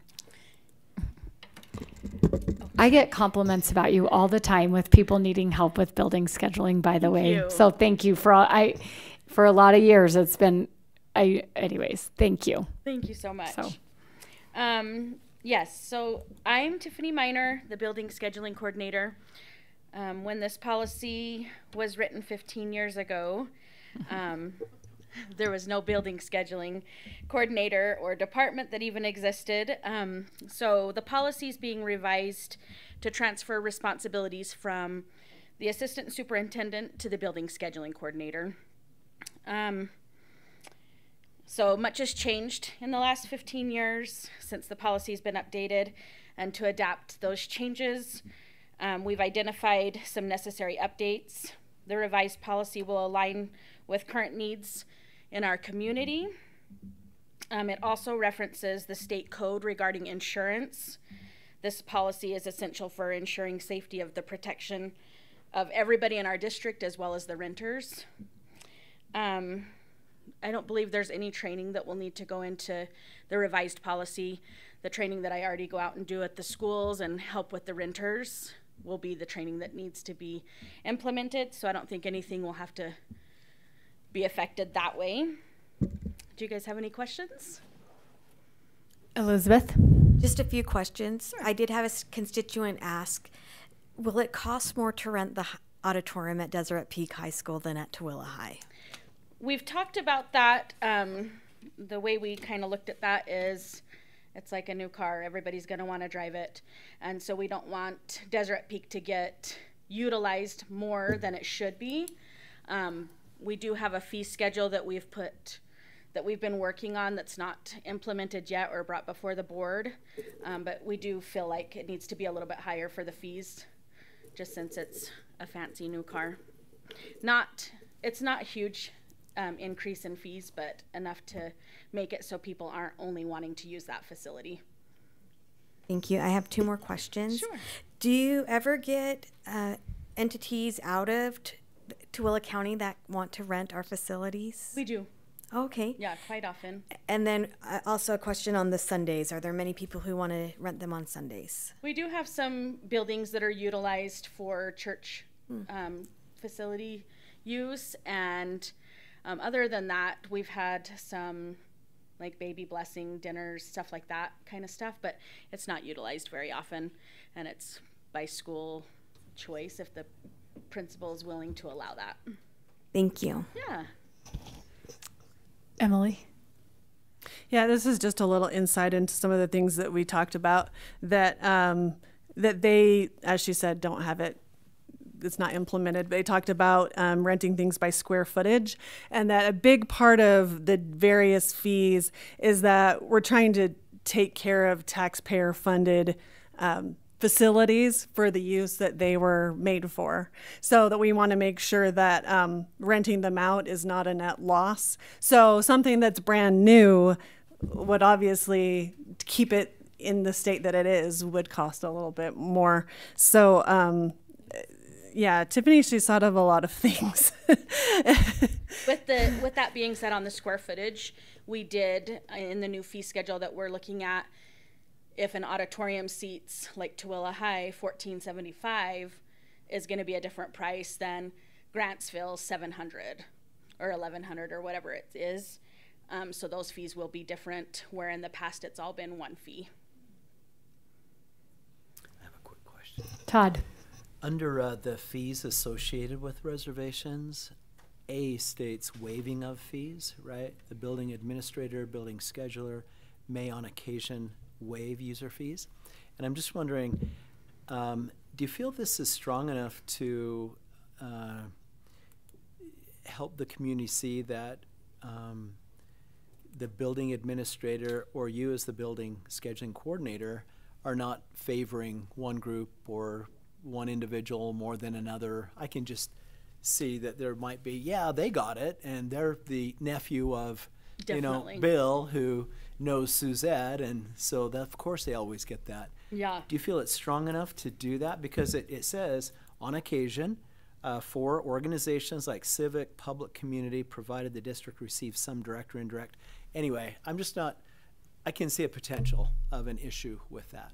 Okay. What do you feel would be something that we could put in there?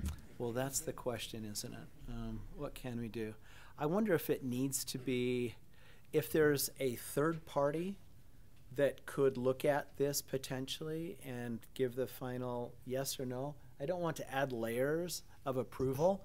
I like flat organizations, but I'm just saying, you know, someone who may be a little bit separate from whatever's going on. And I think we kind of talked about that in the policy review meeting, that you guys could kind of back that up if we brought something to your, didn't we kind of talk about that? Well, we decided not to have the board. You didn't want to be labeled in there, but could you be but it was more, I thought, the third party? The area. Oh, yeah. That's what we. I thought that was going to be. That's what I thought. You're good with that? Okay. Yeah, you're. Anyway, now that I turned my mic on, I could hear myself fine. I think the discussion is that we would have Ian and his department be the oversight of that. I also think we kind of talked about the area directors as well. We talked about taking out the report of sending it to the area directors, but obviously keeping them in the loop so that they know what is happening in their buildings. So I was just going to say, I think between athletics and building rentals, the first 4 or 5 years on the board, I think I spent more time on those two things than, I'm sure. You know what I mean? And so I am so grateful for having a policy, but I think that could open up, but I like it if we have a third party in there of So do we want to go something. with Ian and then just keep these guys in the loop as well? Maybe. I mean, Todd, and even then if it Emily. were and instead of or, just two people seeing it versus one person who can just kind of make that call. Well, that may suffice. I don't know. And that's Ian's department, and so I would think, you know, that would be the natural. So. Okay, sounds perfect. I'll get that switched up. Anything else? I don't think, I'm looking for a motion. Elizabeth? I move that policy 9001, use of Tooele County School District facilities, be moved to a second read. I'll second. Moved by Elizabeth, seconded by Valerie, that that revised policy 9001, use of Tooele County School District facilities, be moved to a second read. Any more discussion or questions? All in favor? Aye. Any opposed? Motion passes. Thank you. Thank you. It's our favorite day of the year. It is. Or your favorite day of the year, maybe. It is. I said I wouldn't say I enjoy it very much, but it is a lot of fun. All right. The Sex Education Curriculum Committee has reviewed some materials and present them to the board for approval for use in the classroom. Are there any questions on the materials that are being proposed? Elizabeth? I have a few questions. Okay. What grade level is Much Ado About Nothing for? Oh, let me pull that. 10th grade. Okay, I'm going to make just a comment about it. Okay. So there's a wonderful point about Shakespeare. He is a very safe way to approach it, and students need to be academically capable of discussing and understanding sexual imagery. And you just don't dwell on it, just define it, and it's developmentally appropriate in high school, and Shakespeare, again, is a very appropriate way to approach it. Thank you. Keep going. Okay, I have another one. So it's on the Tooele Junior High, Scenario 3. It is... in which one? The middle school. Okay. Okay. Oh, it's for the whole district. Not. I must have misread that. If it's just for Tooele Junior High. Yeah, No. It's for the whole district. Okay. So, Scenario 3. And I'm just going to be transparent. So it is a lesbian couple, 2 females. Now, and that would be then for middle school. Where? But do you see Scenario 3? Yeah, sorry. Taylor and Carmen. Okay.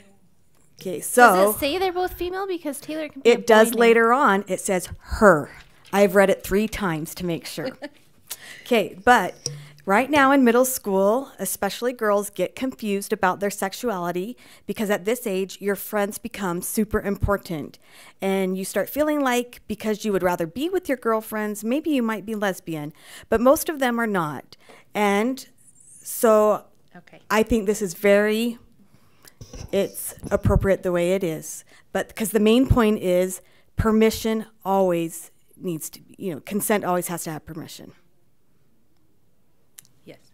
You're saying you like this? I would approve it, yes.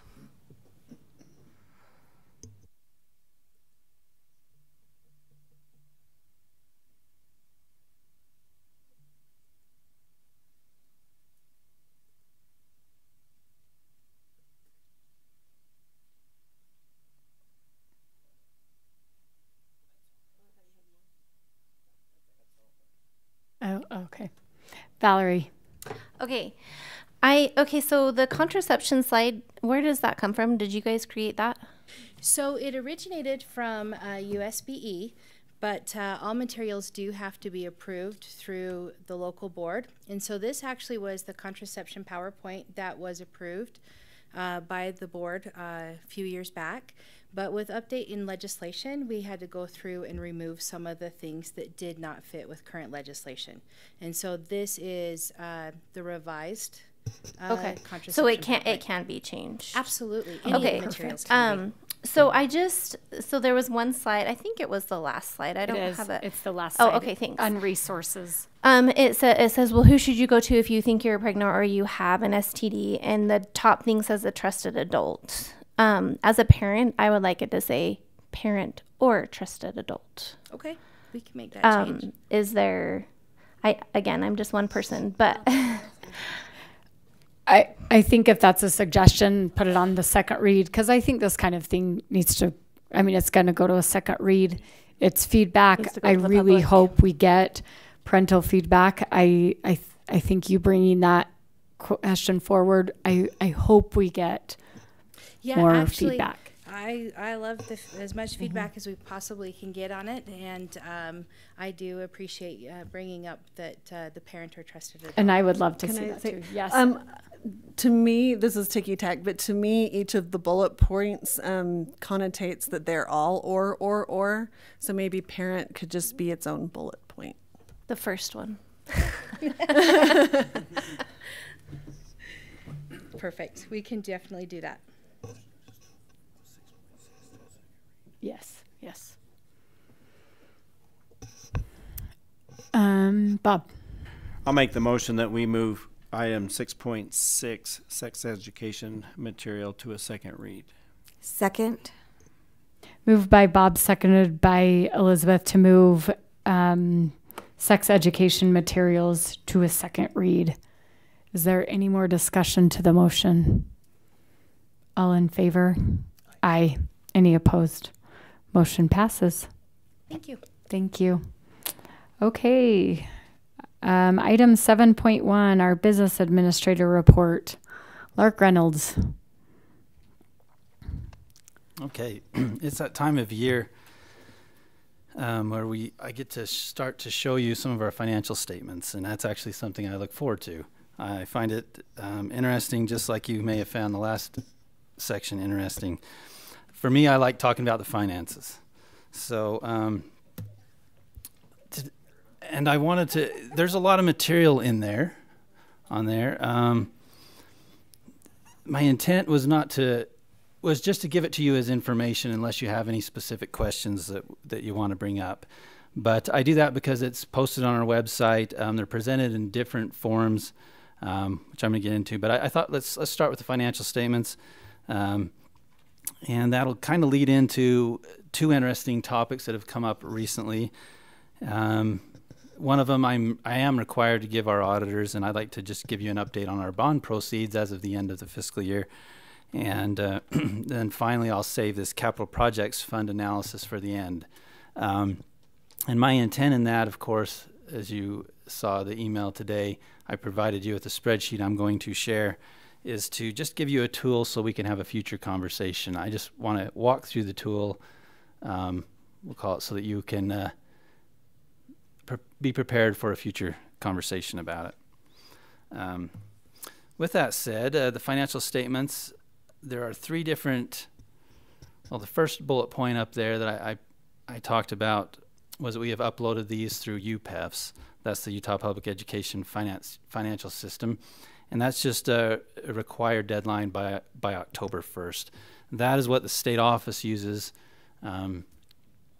to, we'll call it the data, their warehouse, we'll call it, of all the financial statements from the district. And that's how they can run comparison reports. I was actually given access to it. I think Emily has seen this. I don't know if I've shared it with you all, but I actually have access now to one of the things that was shared from our audit, from the legislative audit. I actually have access to their data now, and I can get to the dollar one of the questions that was asked in there. So it's good to have access to that for comparison purposes. But just so you know that our data is now in there. Now that report generates two that are in there. That's the annual financial report and the annual program report. They have the same information, it's just the way they're presented. I've always traditionally posted those on the website, and so I have copies in there for you to view, because that will go into much more detail than the ones that I like to give you.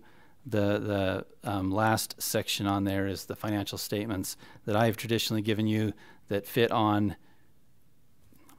I'll call it 2 pages per fund. You have the balance sheet on one page and an income statement on the other. And that one's also on our website. That's the one I've traditionally given you, so I hope you're all used to seeing it in that format. With that said, I just thought there's a lot of information in there, so we can obviously do deeper dives into areas that you want to look at in future meetings. But I would just wanted to give some high-level information that I thought would be beneficial.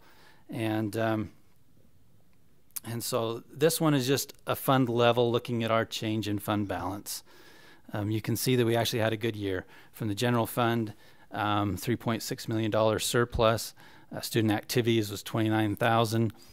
If you're curious, that just happens to student activities is all the, I'm sorry because I'm looking at baseball, but baseball is one of the many activities that get added up at a school level, and those are all accumulated.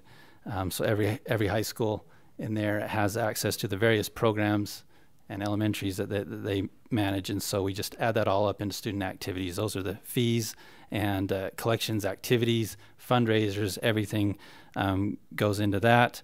The one exception will be the one that's just approved will now go to the foundation.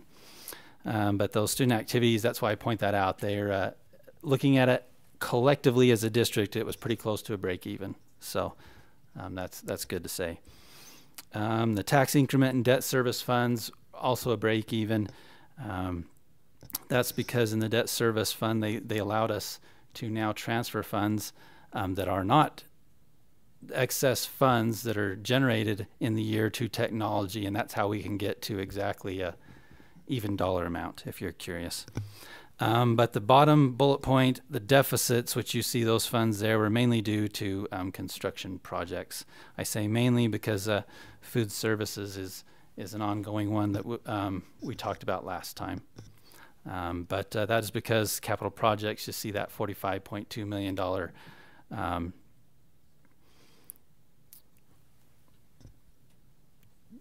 the statements say deficit, but in this case it's our expenditures exceeded the revenues. That's because we had bonded for schools and we were now paying them off. So that's why the capital projects is so high. And the foundation was due to the building that Keith talked about earlier. So with that, any questions? Okay. Yeah, that was the building as well. Let me look into that. The general fund, and now I like to use a visual, I like to use a visual pie chart or something that you can see where the revenues come from. I thought this has been interesting from year to year. So our general funds this last year, you can see that 68% of our revenue is still state sourced. That means this is the money we get received from the legislature, and that's why that is our greatest source of income. You can see that we only generated 26% from local property taxes. So still heavily dependent upon the state for that. That's traditionally how it's been in Utah as far as the funding model. It's interesting to see that 4% of our revenues this last year were federal funds. So speaking statistically, that's a very small portion of our revenues come from the federal government. And you can see that revenue from local sources actually seems to be higher than it has in the past, and that boils down to, as you're going to see on the next chart, just boils down to interest revenues. We've been able to earn more interest in the cash that we have in the bank. So is a good portion of that. But just having just 1 year in history, I thought you might need to see multiple years. So in there, I've also included a 10-year history just to see how that has changed. In a second, I'll actually give you the details of where to find this, which will be in our audited financial statements. We include the statistical portion at the very back of that, and I'll show you where you can find that. The main thing you're going to notice there is that spike. Was our online school was growing, and you can see the revenues were increasing, and that's why in 2024 and 2025 we can see a decrease there due to that you're all aware of as far as the why. Now that we've focused on the revenue side, actually money we receive, let's look at the expenditures. In order to do this, last year I used these examples, and I believe you like them rather than like 2100 would just say student services, for example. And on this one, I decided to break it out by the major things that we put money into. You can see we have student attendance, counseling, health, etc. So our school nurses, for example, and our counselors would be in that. But if you look at how we spend the money at the district level, the biggest portion, of course, there, 60% goes right into the classroom. So this is classroom teachers, this is aides, supplies needed for the classroom, etc. You can see that's still the majority of where we put our money. And then we have these different support programs, all these 2,000 support programs, and you can see them. The next largest one, of course, is our operations, maintenance, custodial, securities, vehicles. The list on there is at 9%. And by the way, I did add some color to this, so if my color changes from what you see on your screen, I'm going to apologize. On this one, it looked gray. But then we have some that are around 7% is our next largest categories. That's our school administration and our district office. I believe that would be that green color. No, I take that back. It's actually our directors, mentors, coaching, media training, etc. That's what we call our instructional support, and our school administration happen to be roughly the same when you look at expenditures. Go ahead. So I can see Todd. a question coming. Yeah, Todd. I was going to ask about the 1%. You know, we often hear from many that we're just really stacked, right, with district administration. And the superintendent sent out some really interesting information last week or so about just how we compare to the other school districts with those numbers, the head count and so forth. But I wonder about that 1%. Is that in line with other districts? Do you have anything to compare what that might be? I just find it really interesting, 1%, whereas if you ask a constituent out there just randomly, they might say it's a lot higher. They might think, or at least their perception is that it's a much higher. Okay. The 1% is just the board and the super, correct? That's not district. Correct. We've coded those to 2,300. It does include a few other individuals, but bottom line, it's the superintendency and the school board. And superintendency. Okay. Okay. And 1% is very low. I can say that because we have done a comparison to other districts, and at least on a per student basis, if you're looking at it that way, we are.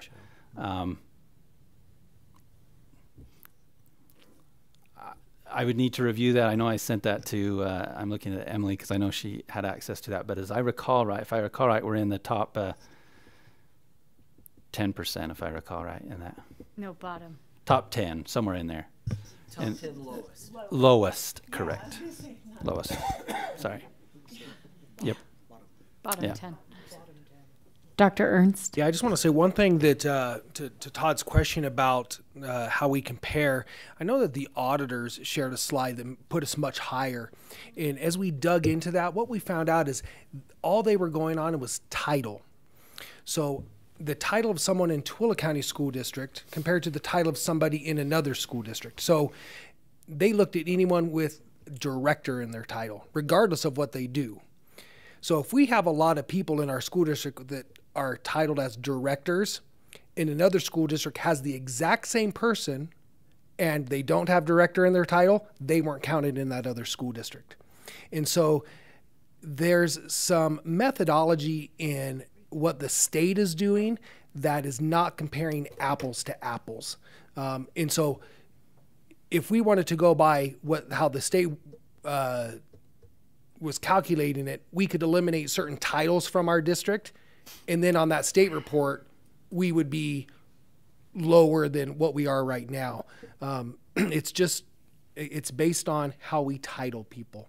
That particular bullet point that the auditors brought up back in July, which is kind of frustrating because it doesn't tell a true picture. So this tells more of a true picture. Correct. Then.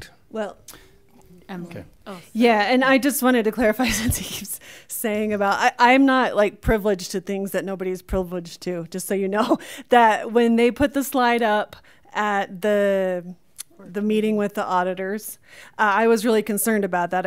I wanted to know, I asked Abigail Armstrong, which was the auditor that was in our district the most, and Lark together. I said, we need to get to the bottom of this data because do we really have too many people? Do we need to make changes in the district, or is it only titles? And so I was emailing them and Lark, and it was actually took Lark a long time to get the actual information out of them. I'll say that he had to follow up quite a few times. And so by the time the situation started to get figured out, Lark said, I will share this with the board. So it's not some secret information. He's sharing it with the board now. So yeah, and I'd be glad to share with everybody the same spreadsheet, and because it's enough that we could dive into it, be a good conversation in the future. But to keep things simple, the 2,300, that is a great comparison because that is part of every district's report, that 1%, so we can compare ourselves easily to other districts. When you bring in director level, as they titled it in there, a lot of our directors actually fall into, sorry, it's on my screen, it's a dark green. Hopefully you see, it's one of those 7% where we have staff, directors, coaching, mentoring. That when those numbers are brought in, that's what the state legislative auditors were using for the numbers that were presented, and that's what we can go into more detail. Yeah. So for us, it's part of that green area. One of the interesting things I think I will just point out, because traditionally our operations area has been larger. On this one, you'll see, I think our next largest happens to be We got a couple at 6%. Student attendance, counseling, health, etc., that's around 6%, and as well as our district office, around 6%. The reason why is we have, based on how my conversation with other school districts in the past, technology, which is a good portion of that 6%, our technology, has been, in our district traditionally was in operations, 2,600, so it was a larger portion of the pie. We started to move that to 2,500 because we found out that's how other districts, from my conversation, were doing that. So that's what made our district office percentage of the pie higher, was moving technology from 2,600 or operations down to central or the district office, if that makes sense. Now, don't get me wrong, there's still a lot of technicians that are actually out at schools, but and they rove around sometimes and help, but we still code them to a district level as they move around. And then you can see student transportation is in there about 4%. So the others would be such small slivers in there you wouldn't notice the other numbers in there. So, but then to look at expenditures from a year by year, this one follows the revenues. You can see our high right before we had a busting online program, and then the change afterwards in 2024 and 2025. And that one also breaks it out, the colors by the different programs, as you can see, as they have grown over the past 10 years. Not programs, functions. Sorry, get my vocabulary right there. Okay. With that, another way of looking at expenditures is by object. This one happens to be my favorite because it tells you how did we spend the money. And you can see that still we're over 80% goes to salaries and benefits of employees. That on my screen, that's the blue and the orange, I believe is what it looks like. Benefits. Now you can see benefits was 26% of the pie, but still that's the largest source. And then we have the other buckets, of course, being supplies being the next largest. And purchase, professional, and technical services. Now, sometimes, if you're curious, on mine it happens to be a purple color. I hope it's the same on yours. But that 500 purchase services, sometimes I just point out that's where travel goes. Sometimes we get complaints about the amount of money we spend in travel. You can see that's very minimal when you look at the overall amount that we spend as a district. I will point out, especially when our school district is so large, I mean, I know a chunk of most of our schools are in the valley, but we think, you know, we go to Wendover and Ibapaw and Dugway, and so it's interesting. Yep. Okay, now the statistical section, and the reason I said I wanted to show you a live demo because I'd be glad to actually share this with you if you prefer it in this format, because right there you just had charts and they're going to look very familiar, but just to quickly walk you through some of our statistical numbers that you'll see in the audit report coming out probably in December timeframe is usually when we talk about it. But this I like this 10-year history because this shows you our unassigned fund balance in the general fund, and you can see how where it's grown to with that $3 million surplus. We're now at $24.4 million this past year. And if you're curious what percentage that is of our general fund expenditures. So that's an interesting one. When we look at the revenues by source, that chart should look very familiar to you. Maybe the colors varied, but if you actually want to get in the details of what generated that, that's how we can look at exactly what property tax numbers were over the past 10 years. Investments on interest, I wanted to point that out to you because look how they've really grown these past 3 years as interest rates have climbed. And then, of course, we have our state-sourced, federal-sourced, and total revenues. When you look at the expenditures by function, here's where it comes from, but you can actually, if you want to get into school administration, for example, it just happens to be the first column I see on there, you can see how that has changed over the past 10 years. So with that, then we get into some property tax collections, which are interesting, but I think I'm going to jump ahead. well, I will point out property tax collection just because the auditors kind of highlighted this for me this past year. We calculate what our collections were compared to what was levied. And this past year, in 2025, I was actually asked why our collections were so low compared to how they've traditionally been. It was just a bad year for collections overall, even though now that I'm noticing a trend in history, we have had some lower years. I see an 87% clear up there in 2022.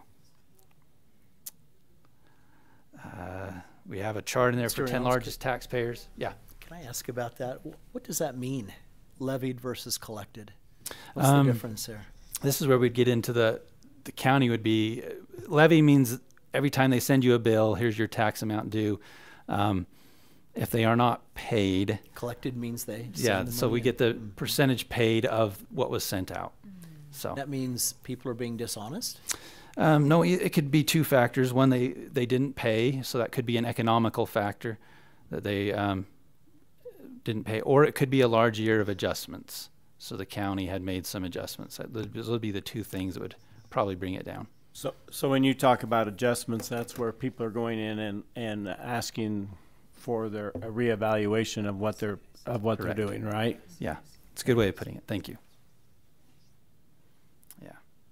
One that you would find interesting, I'm just going to highlight really quick, is a legal debt margin. This is something we put on the financials, but this is the amount we could levy of additional debt, for example. And what that's specifically looking for is MBA bonds or GO bonds. And so this past year, given the market value that is out there throughout the whole county, these numbers that are negative in here, this happens to be our outstanding current debt, broke down by general obligation bonds versus the lease revenue bonds, and you can see that we are authorized by law. We could authorize an additional $323 million. Not that we need to, but that is just a good piece of information to have. And then finally, one that you may find interesting, we even get to the percentage of the debt to general fund expenditures, 10-year history for that. One that I like is the per pupil expenditures, and we do this again by the function. So we have the instruction. You can add up the bottom line there. You can see how efficient we were, and it looks like we became inefficient in 2024 and 2025, but that's because we had roughly 8,000 less students to divide the expenditures over. Not that we didn't, of course, make some cuts, but that's why you see the huge influx in per student cost, per pupil expenditures. And then the last one and I will provide you with all this. The last one is the enrollment by school. You might look at those numbers and say, that may look a little low if you're used to the October 1 numbers. This traditionally on our financial statements happens to be the last day of school.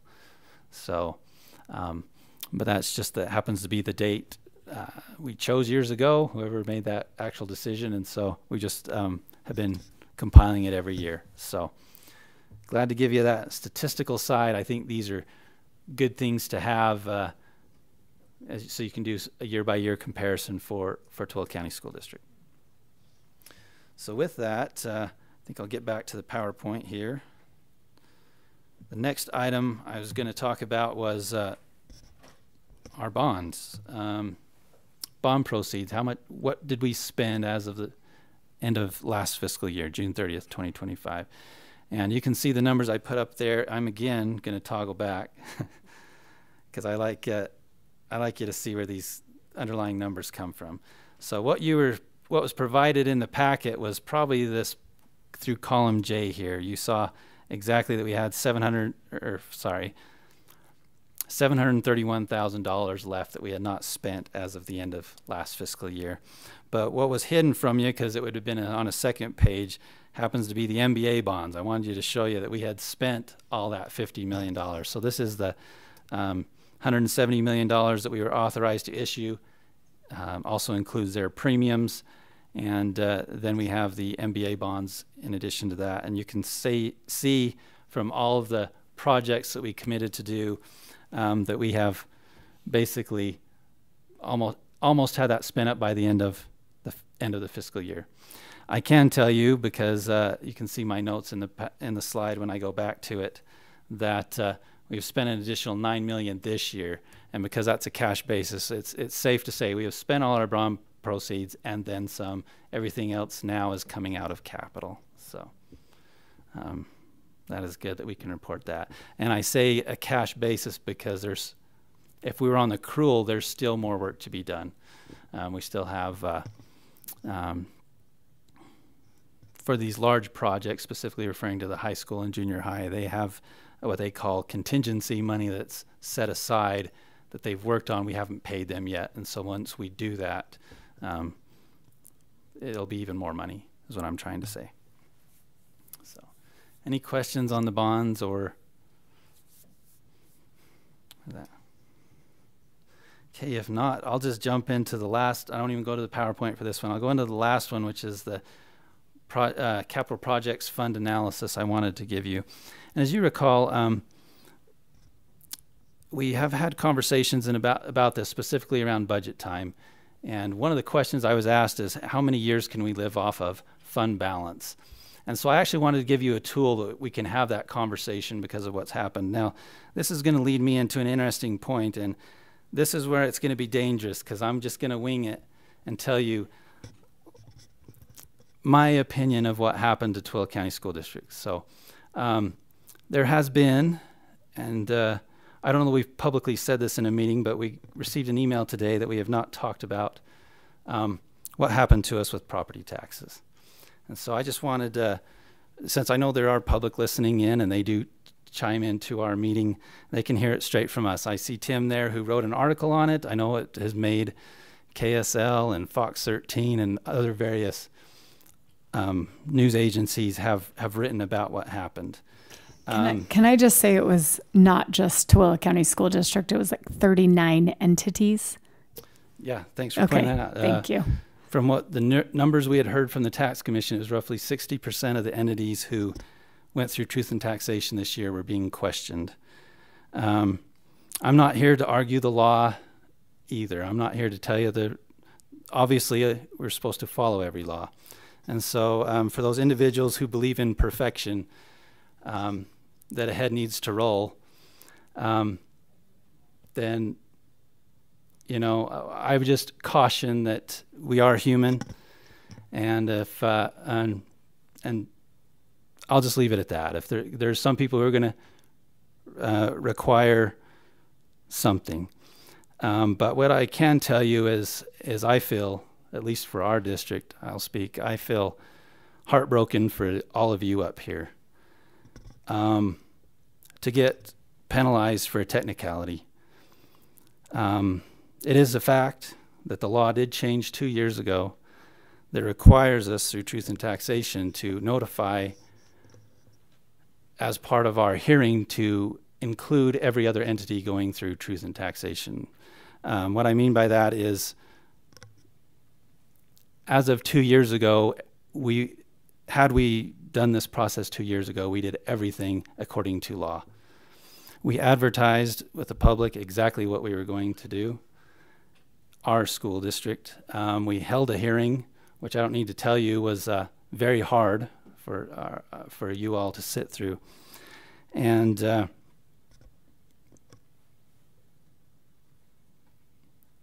after going through that, we were told about this change 2 years ago, that we were required, if we could all rewind history, which we would have done, we would have stood up and said that, oh, by the way, not only is Tooele County School District raising taxes, but also Stockton City is, and here's the date of their hearing. Because the law says you're supposed to do that, and we did not do that small technicality, we are now being told we cannot raise taxes at all. And that's why I feel so bad for you and sitting through that. Personally, I'm going to commit to be better, to check these things next time. I know it's a group effort, but I'm personally going to make sure this does not happen again. With that said, we had conversations in the budget process about what happens if we don't go through truth and taxation. And that's kind of in the hand that we've been dealt. What I talk about this perfection is the law prior to this time allowed the tax commission to work with entities. Hey, you missed something here, we can work with you in the future. Even the Taxpayers Association wrote their, I guess, president, I believe is his title, wrote a great article on how maybe the bar has been set too high, that there needs to be this all or nothing perfection needs to be looked at. And he threw out even some scenarios. But because right now it is all or nothing, the current interpretation of the law, that's the hand we've been dealt. And so we're back to the drawing board. Sorry for my little, thanks for letting me take a few moments to say what we'd been through. The reason we maybe didn't jump the gun at advertising it was because we have been working with legislators, tax commission, legal resources. We have tried what we felt like every avenue that we could in hopes that we were able to get the rate certified, which at the end of the day we were not. So with that,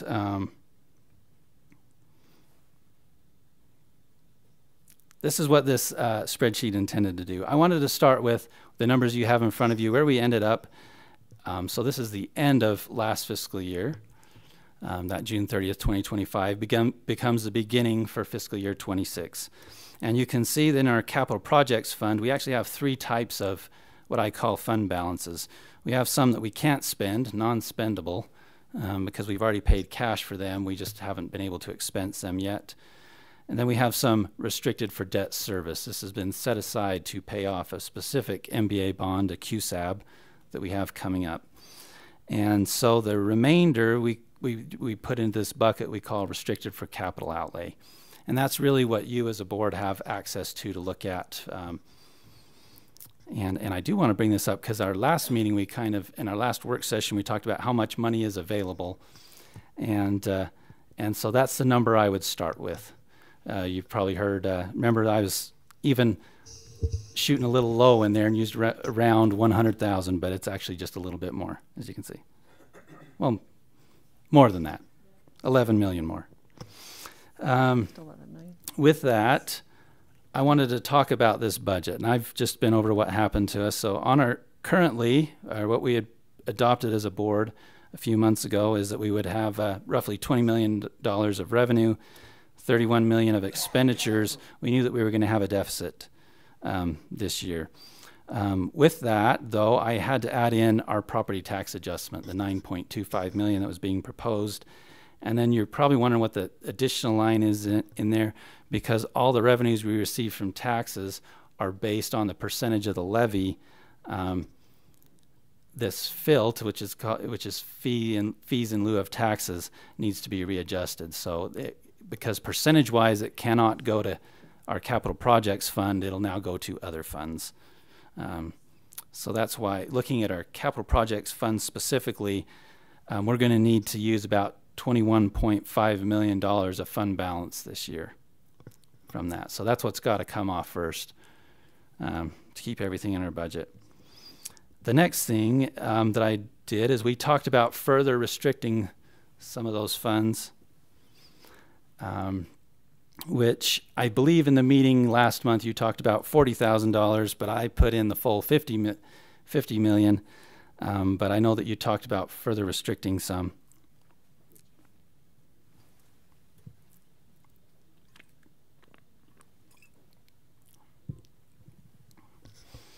Sorry, my throat was getting dry. And this is a conversation of how much would you like to restrict. I believe what I heard loud and clear in that meeting is there's a feeling that we need to restrict some further to make sure we have enough to pay off some debt. And so the number in green, so when you walk through this on your own, you have the spreadsheet, the number in green just basically is what's available to spend after those restrictions. So basically, if I highlight it here, you'll see it just basically took the 111, subtracted the 21 and the 50. And so that's, those you can play around with the numbers in case we want to talk about what is available. Then I believe you'd like to look at, well, what can we project going forward? What do we need to have? So my intent in that is coming up with revenues that are ongoing. The most stable dollar figure up there happens to be the property taxes. That is a pretty steady source of income from year to year. You can almost count on that. The interest, I put in 2.5. If you're curious, we actually had $3 million last year. That was just to discount a little bit this year, knowing the interest rates are starting to go down, is what we're hearing from the financial investors. So my keynote on there is that's going to vary by the cash you have on hand, meaning the more cash we spend, you totally expect the interest to go down. Exactly.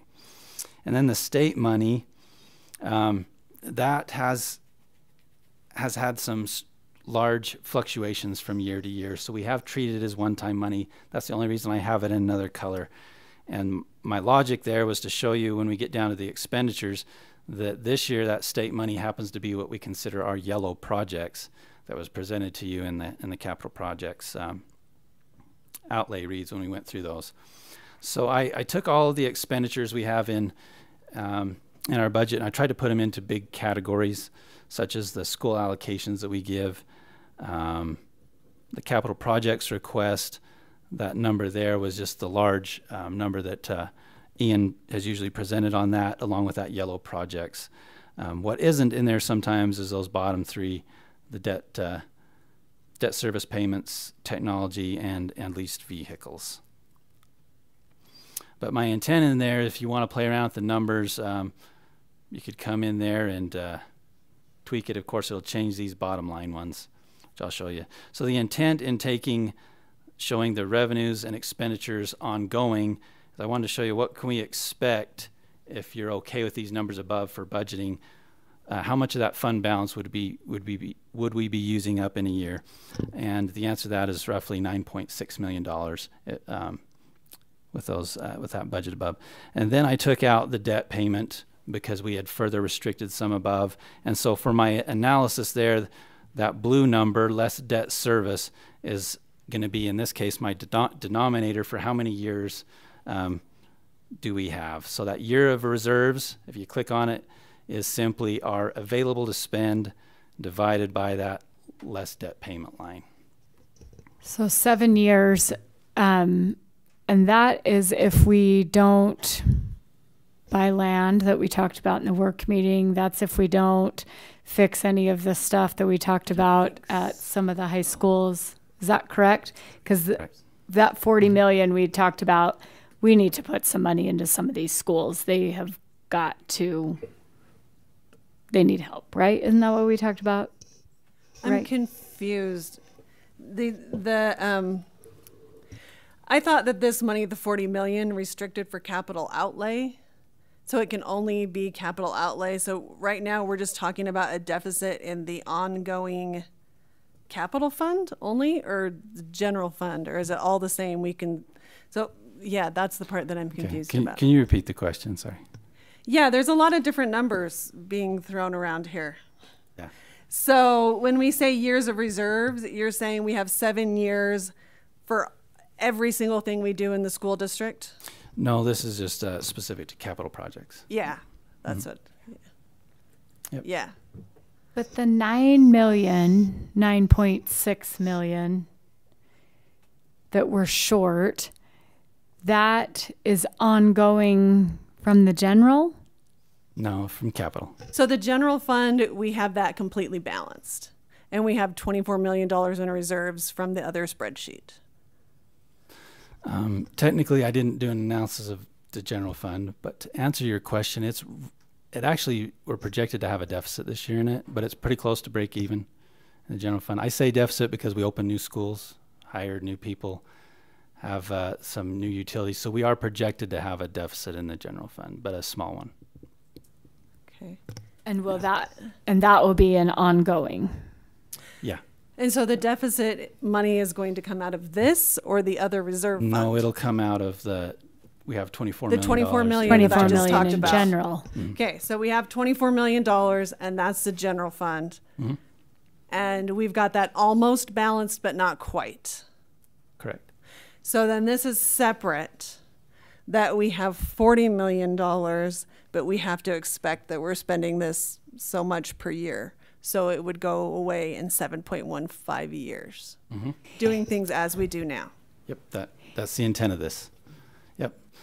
And the reason I provided it to you electronically is you can come in here and say, let's say, well, what happens if that state money dried up? If I hit delete there, you can come down here and see how that number all of a sudden changed. So that's why I gave it to you all digitally, so you can actually play around with it. And that is very helpful. So you can play. Mark, do you remember what that one was that we looked at the other day, and it shot the years way up? I don't remember which one. Yeah, one that I've talked about is technology. One of the plugs that we is that the one you're referring to? Technology. One of the plugs was when we had to cut $50 million was move technology from general fund to capital, because that's something we could do. Right? If we were able to move that back over time a little bit, but I'll hit delete there, come down here, and you can see that jumps up quite a bit exponentially. So, but of course we need to have $6 million in general fund to move that over. So. Okay, so when we were raising taxes, when we wanted to raise taxes to plug this $9 million hole is for reserves. So now,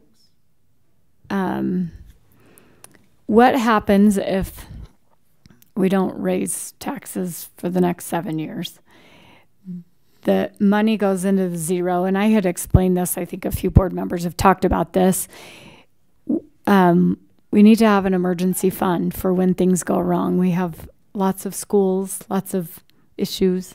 What is the recommended amount to have? I mean, you know, in your household, they say, what, 6 months of expenses? What's a normal number for a school district this size? Or is there? Yeah, the recommendation that I have seen usually focuses on the general fund. And I point that out because that one's ongoing. I say capital projects because not that you don't want to have a reserve there, because I would always encourage it. I know our board in the past has talked about making sure we had enough money in there to build an elementary school. And that goes back to some past history of having a school burned down and et cetera. They wanted to make, I don't know that we've collectively talked about what is our floor, I should say, for this, but a good conversation. The problem with capital projects is they can vary. They can really fluctuate, you know, because you're raising money for a large project, and sometimes you'll take it down to zero. But going back to what you said, I think that's good for us to define what are we comfortable with as far as having enough on hand for capital projects. Well, and sorry. No, you're good. That currently, when we say capital projects, we're also talking about technology. So if it ran out, not only we couldn't fix anything, we wouldn't have any leased vehicles, and we couldn't do anything with the technology. Those are the things that would be done, right? I'm looking at your list of expenses. Yeah, those are.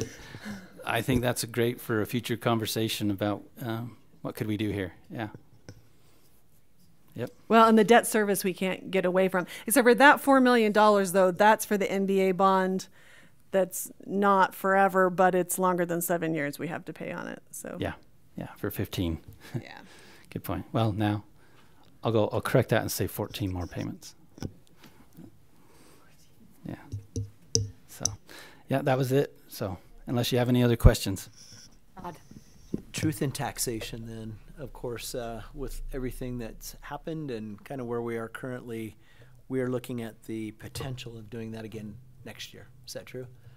According to the finances, as well as what we're hearing from the state and from everyone else, is that if we want to cover the gap, we're going to have to go back. Truth in taxation, make sure we have T's crossed, I's dotted, all the other stuff that is kind of crazy this year for us, but that's where we are. Is that right, Mr. Reynolds? Definitely an option. Yeah. What other option do we have? Eat into this year after year. To continue to use some reserves. Years. Yeah. We have 7 years. We've got 7 years. We're fine. No, we're not fine. Of course. No, good point. I'm glad you're thinking ahead and thinking about some options. I say that because I know what you've been through this year, and I've heard the comment, I don't want to do that next year. But we're going to keep all options out there for you that, yeah. Can you please tell us what other options we have? If we don't want to eat into this and run out of money in 7.15 years. Yeah, of course you're going to receive some money naturally as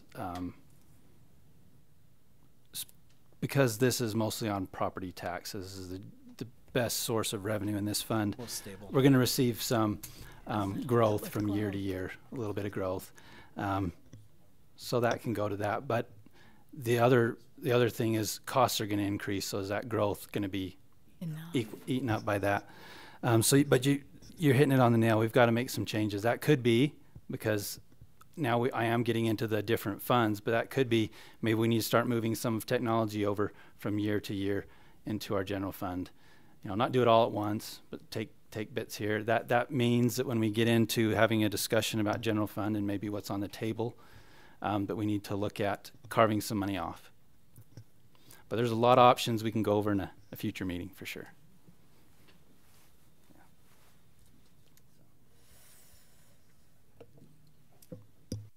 If I can just say, this is the most, the spreadsheet's excellent, by the way. I think it really lays it out for us. We can see where funds are.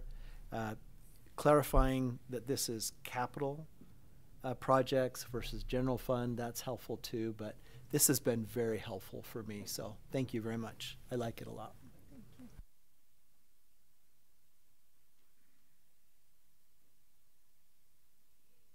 Lark, thank you very much. Any other questions?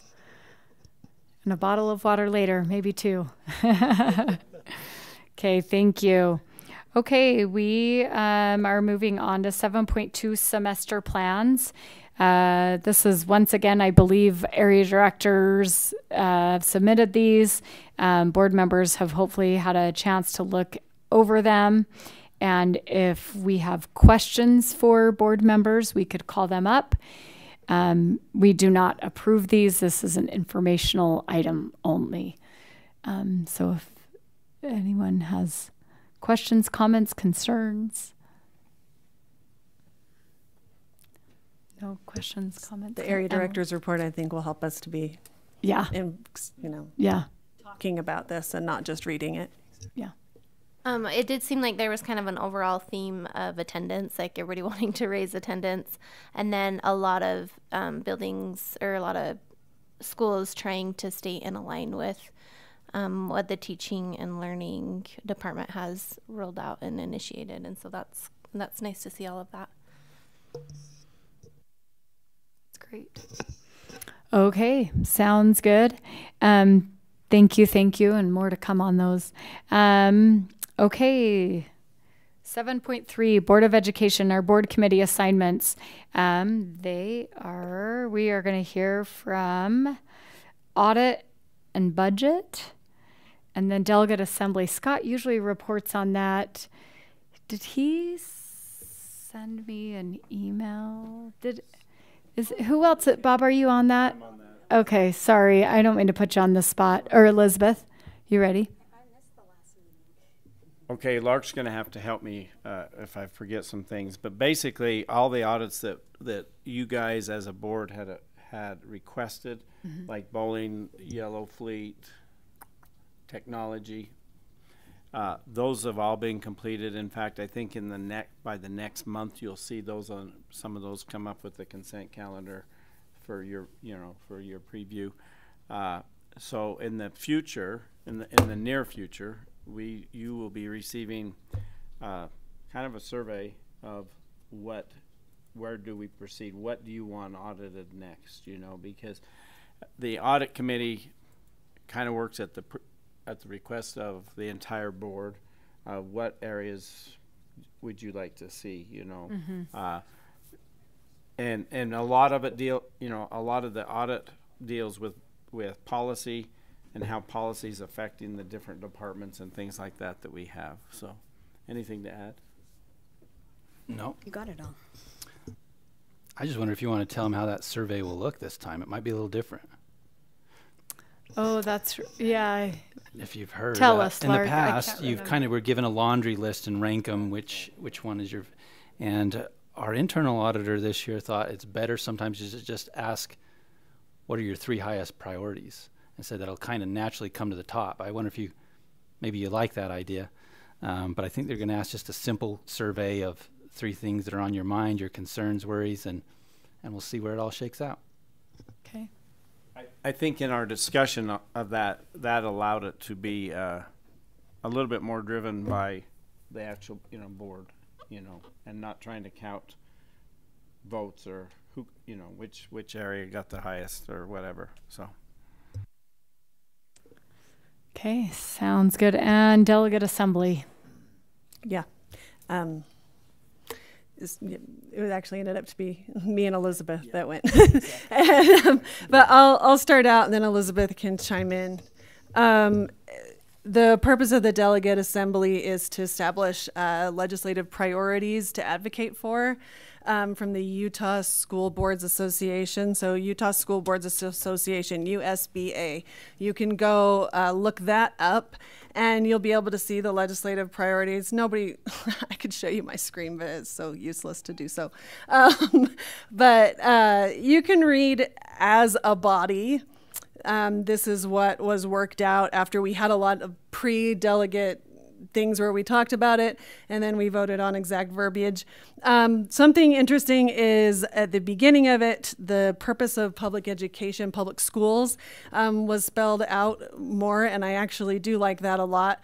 But the priorities that the association is advocating for in association with the superintendents and business administrators is to establish an education working group that is legislative leaders and K-12 public education leaders. And I don't know if the official one that Bob is going to be on, is that the official working group that you're going to be on? He was just talking about it. Yeah, or is that just a working group? Okay, no, just that Bob has been asked to be on a working group that actually has a lot of legislators and a lot of leadership and some different people from around the state. So is that qualified that this is already happening? This working group is a result of one of the priorities. Yeah. One of the priorities. So yay, one thing's already happening and Bob is going to know lots of stuff about that. The next thing is kind of interesting, create an educational, well, no, this one's good, a funding framework. So to advocate to make a framework that helps us to go above growth and inflation so that we can actually address some needs. An interesting thing, this is an interesting one, a minimum of 3% increase above inflation and growth in the WPU to provide LEAs the flexibility to address the unique learning needs of each student.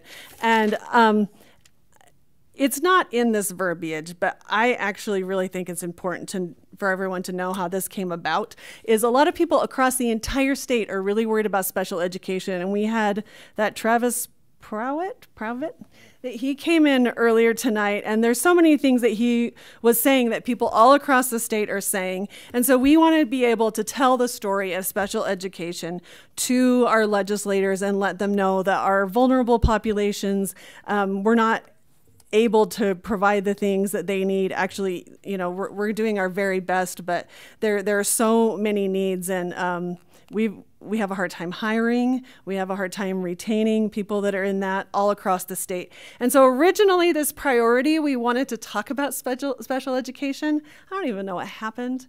It's not in there. But I think that it's important as we're all advocating that this is a story that we can tell with stories from in our district of things that are happening and things that teachers are going through and students are going through.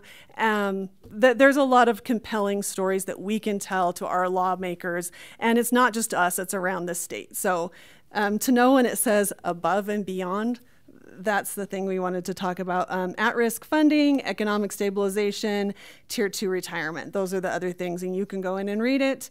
And those are the priorities. So do you want to add anything?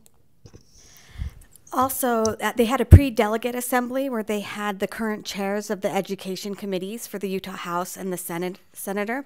So they had Representative Perucci and Senator Baldery, and they spoke about their own personal priorities for education, which is, they mentioned absenteeism, special ed, seated lunchtime, and recess time. They also talked about arts funding, and they don't want to eliminate the arts. And then they also talked about compliance reports, like what is needed, what is duplicated, and what we could get rid of. And they also, I thought was interesting, is they gave advice for how to talk to legislators. And they said they want to make your voice heard, but you need to come and speak at public comments, and you need to communicate kindly. They say when they get things like nasty text or emails like, and don't do this, and don't do this, and quit doing this, oh, but by the way, vote no on this, it has no bearing to them. And so Baldery likes career, the CTE classes and partnerships with businesses, and Perucci likes flexibility in courses, and she would also like to see a counter-revolution in parents to get kids off of devices. That is great. I just wanted to comment on this delegate assembly, and for just the public that's listening in, as school board members, I think we've said before, we hire the superintendent and business administrator, and then allow the professionals, implement educational practices into our schools. But the other job of a school board member is to work with legislators, and it is quite an adventure, I will say. They are humans just like all of us sitting in this room, and I have been very frustrated by them, as maybe some of you in this room have been frustrated by me. And at the end of the day, I've learned so much about what Elizabeth just said. Everyone, we're just humans, and so are the legislators, and they just want to be treated kindly with respect, and they don't know everything. And even on the school board, we don't know everything. We're husbands and wives and parents, and anyways, but this delegate assembly that we are a part of, we just have representatives from our board, we are learning to talk to our legislators. And if you'll recognize that so many of the decisions are made actually before they even come to our district. They're made by our legislators, or the amount of money we have is with our legislators. And we're grateful for what they do spend, because they also are being tugged out on delegate assemblies with roads and transportation and hiking trails and all the things that, all the resources. So anyways, I appreciate our board members who serve on the delegate assemblies, and it's quite an honor for one of our school board members to be asked on this special committee that Representative Stephen White, he lives down in the Nebo School District, Mapleton City, I believe, that's heading this up. He's a legislator that wants to understand education and really find out what our needs are, instead of this like bickering between school boards, give us more money, and legislature saying, we've given you money, what are you doing with it? There's so much. So anyways, I just want to say thank you to our school board. It's they always say, do you have our numbers? Do we have Bridger Bollander's number? Do we have Nicolene Peck's number? Do we have Scott Sandal's number? And our fourth one, thank you, Daniel Thatcher. Anyways, it's quite intimidating when you're on the school board to like call up your senator that you don't know and ask them to vote for a certain thing. But I will say our school board, I feel like, is doing a good job trying to develop those relationships. So anyways, I just wanted to point that out, that people may not know that is another thing that the school board is doing. Many of us have spent many days up at the legislature fighting for funding and telling our story, because sometimes the legislators don't know. Just kind of like sometimes we don't know. So anyways, I appreciate all the work that's been doing. Bob. Let me explain a couple that Representative White sent out in his email, and it would help everybody. And also, if you have information to send to me or something that would help me in these meetings, that would be great, okay? I know in policy committee, we've talked about the burden and the expenses and things like that we're seeing there. but it's his goals is to help students excel, reduce burden, expand opportunities, prepare the rising generation for the challenges and opportunities of the modern world, strengthen communication and connection between education and state leaders, and collaboratively work on budget and policy issues. And so I think he's really making an effort to help the school districts. I know you guys all know this as a staff here, is we spend the entire year working on policy or trying to catch up on just model policy.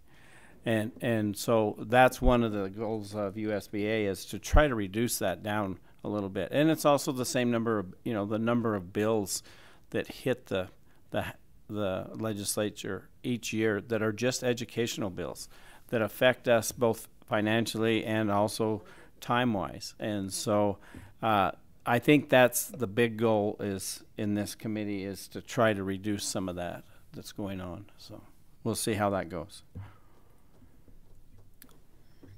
All right. On that note, I think I'm looking for a motion.